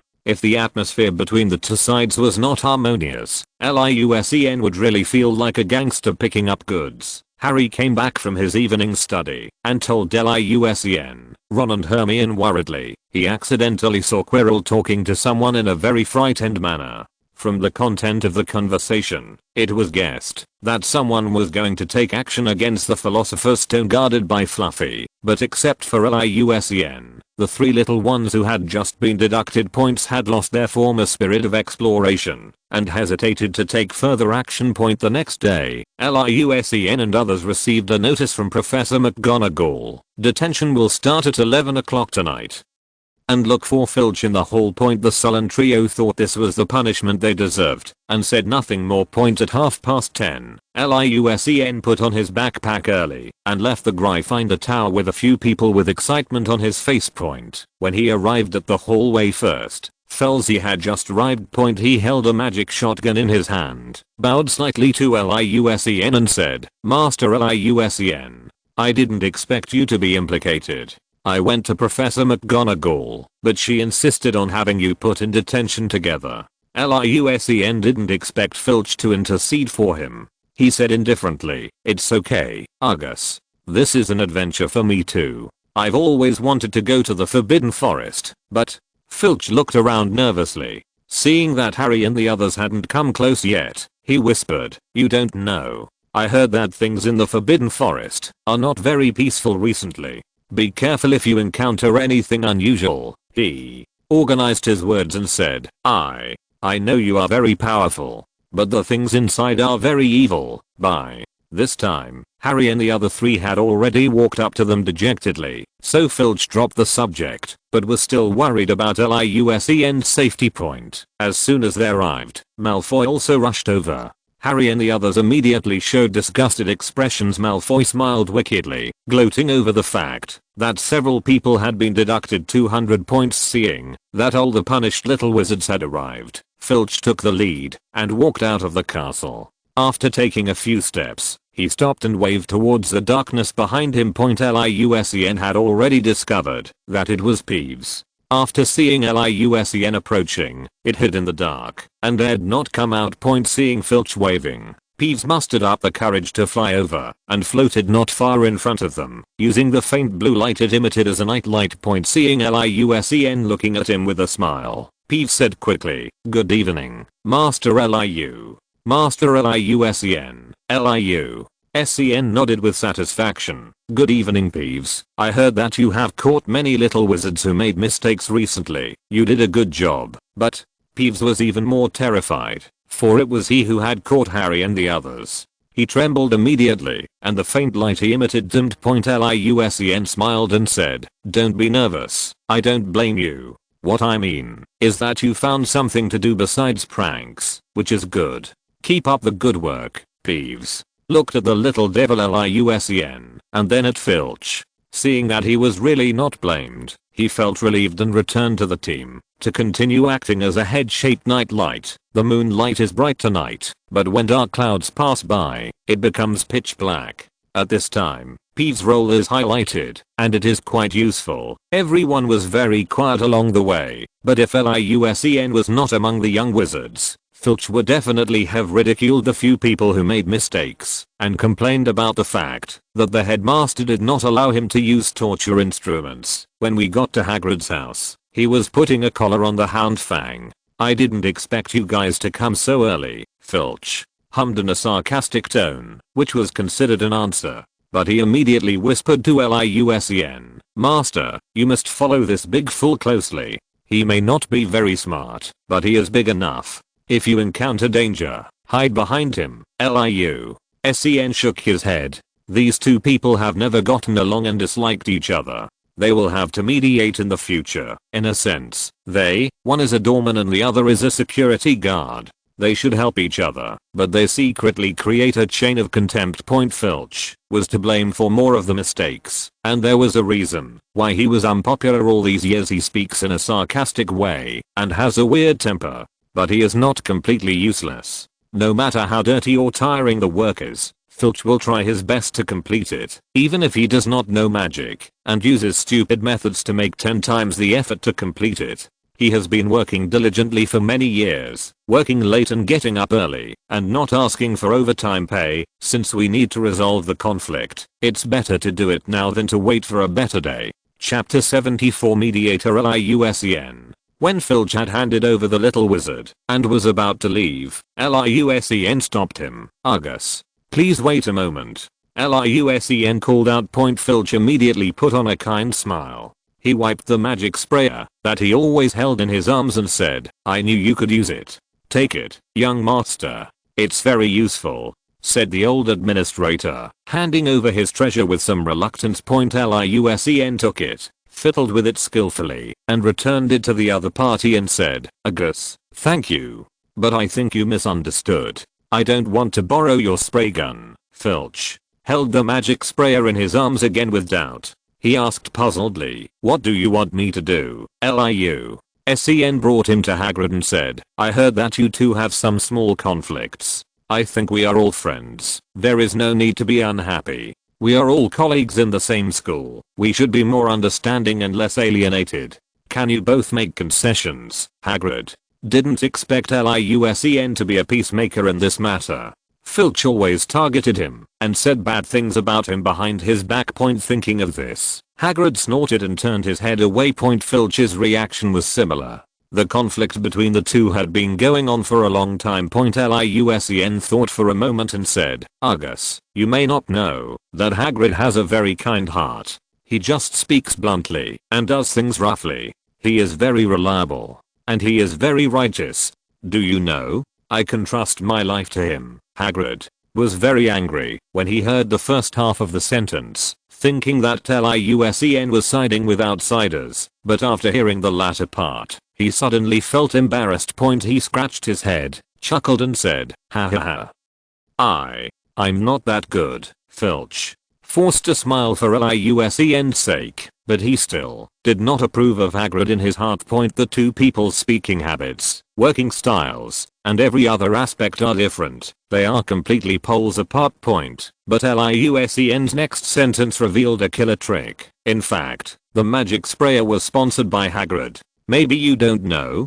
Hagrid has always provided materials for my magic experiments. When I said I wanted to make you a handy tool, Hagrid took out his treasured unicorn tail hair without hesitation. That thing sells for 10 galleons each. He gave me a handful. Got it? Hearing this, Ron's eyes widened, and his friends were all stunned. Even the wealthy Master Ma was shocked. He looked at the unkempt ranger in surprise. He didn't expect that the other party was so rich. Filch didn't understand any of this. He was just surprised that Hagrid would help him, and the big guy was willing to take out such an expensive thing. Just as Hagrid was about to say something, he was stopped by Liu Sen's eyes. He smiled instantly and understood who Liu Sen was really supporting. Liu Sen continued to deceive. He said, "Take it and use it. If it can help Filch, you can take as much as you want. If it's not enough, I'll go to the Forbidden Forest to find it." Filch's hand holding the magic spray gun was shaking a little. This was how he got the treasure in his hand. Hagrid felt that Liu Sen was exaggerating a bit, so he wanted to stop him. But Liu Sen said first, "I'm sorry, Hagrid. I promised you not to tell, but I can't help it." "Oh, Hagrid, you always do good things without leaving your name. This is too disadvantageous." Hearing this, Filch lowered his head in shame and looked at the tall figure in front of him again. Thinking back to the time when he was targeted everywhere, he felt a little embarrassed. Finally, his old face turned red, and he struggled to utter, "Thank you, Hagrid." Hagrid never thought that this stubborn and annoying guy would ever give in. He was instantly overjoyed and forgot most of the bad things he had said to Filch. Hagrid waved his hand and said, "Hey, it's nothing. Like Liu Sen said, we are all colleagues. I'm just helping you. Haha." After a few words, the rift between them was reduced a lot, but it was impossible for them to shake hands and make peace all at once. It would be great if there was a good turning point. Liu Sen then pointed out Filch's little faults, such as he was conscientious in enforcing discipline, but always spoke in a sarcastic tone. He lived frugally and never took bribes, but he did not pay attention to personal hygiene and his clothes were dirty and shabby. When faced with difficulties, he only knew how to work hard, but didn't know how to adapt, etc. Filch was sometimes embarrassed and sometimes proud. Finally, Liu Sen suggested, "Argus, I know that it is your duty to catch little wizards, but I suggest that you change your image. You can be like Snape, aloof and quiet, but more oppressive. Right? If you ask the little wizards who they are most afraid of in school, they will definitely say without hesitation, 'Snape, I'll design it for you later.' When the time comes, you can just stand there, and the little wizards will behave themselves without saying a word. Wouldn't that give you a greater sense of accomplishment?" The More Filch listened, the brighter his eyes became, and Peeves was spinning happily above his head, as if thinking about something. Seeing that the time was almost up, Liusen said, "Okay, let's stop here for today. You can go back early. I'll come find you when I'm free," Filch said gratefully. "Thank you, Master Liusen. Then I'll go back first. I wish you all the best in the Forbidden Forest." After walking a few steps, he turned his head and forced out an ugly smile and said to Hagrid, You are doing well too." Hagrid watched Filch walk away with a smile on his face. This was the first time he had managed to win the game in all these years. Liusen coughed twice before Hagrid came back to his senses. He suddenly remembered his patrol mission and said seriously, "Now that everyone is here, let's set off quickly. Follow me to patrol the Forbidden Forest." Malfoy's eyes widened instantly. Only now did he understand what the detention was about. "What? Into the Forbidden Forest? You're kidding. That's too much. I heard there are werewolves in there, but..." His complaints had no effect. Hagrid gave a few instructions like stay close to the team and don't run around, and then set off. Liusen quickly raised his hand and said, "Wait a minute.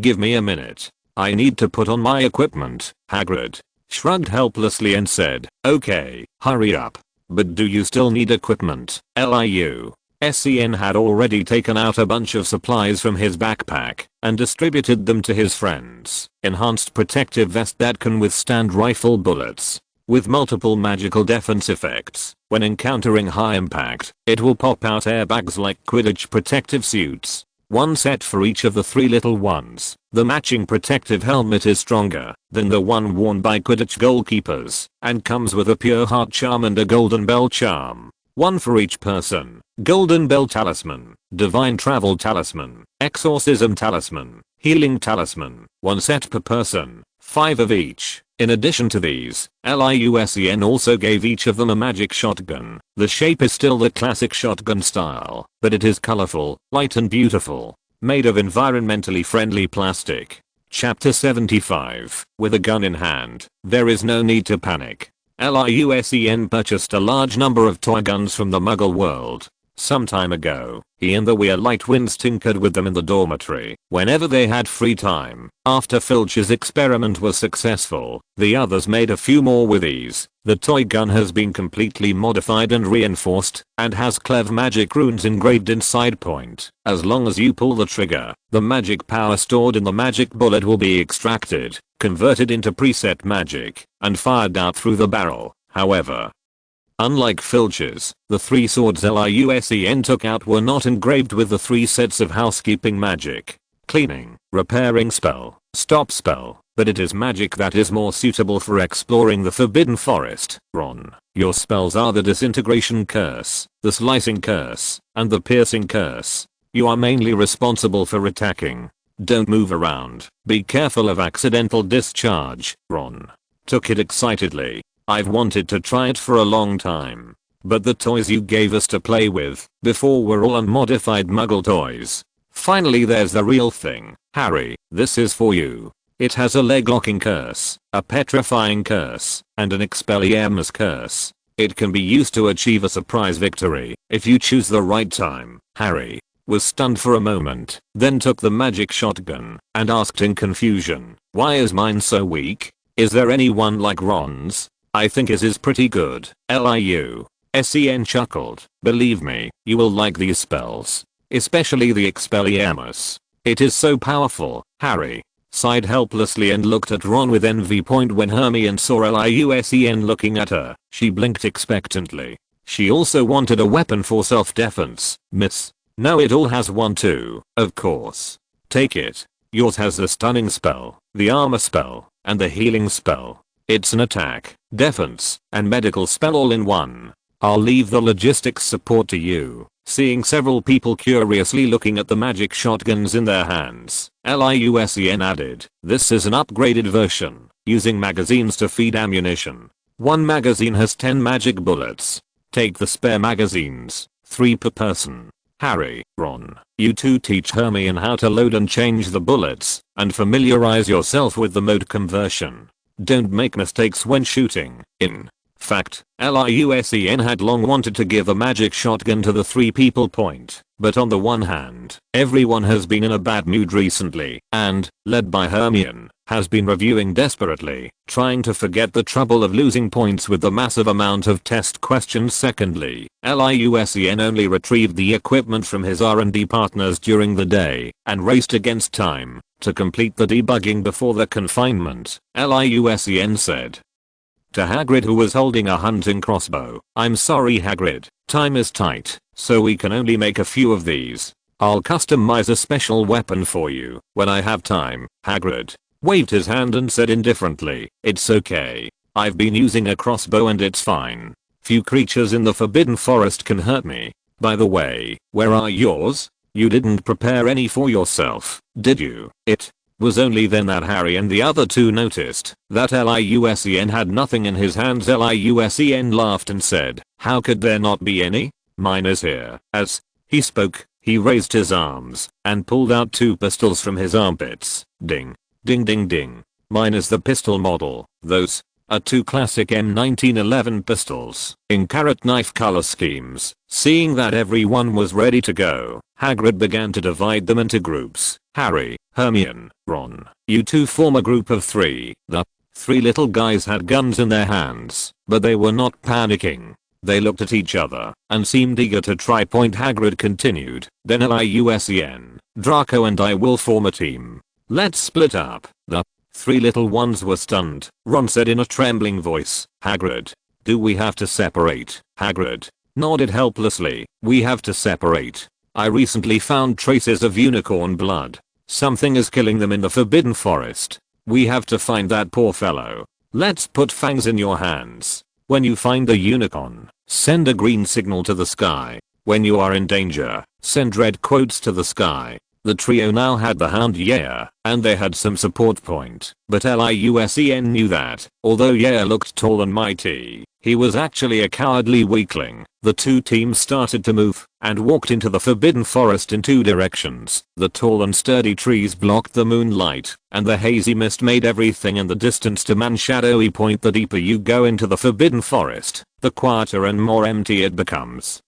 Except for the rustling sound of stepping on fallen leaves, there are also the occasional roars of beasts and strange bird calls in the distance, making the atmosphere here even more eerie and terrifying. Hagrid was in front holding the oil lamp, with LIUSEN and Malfoy following behind. Malfoy kept muttering, "My dad would be furious if he knew I was punished to patrol the Forbidden Forest. He is the governor of Hogwarts. How can a pure-blood wizard be allowed to do such rough work?"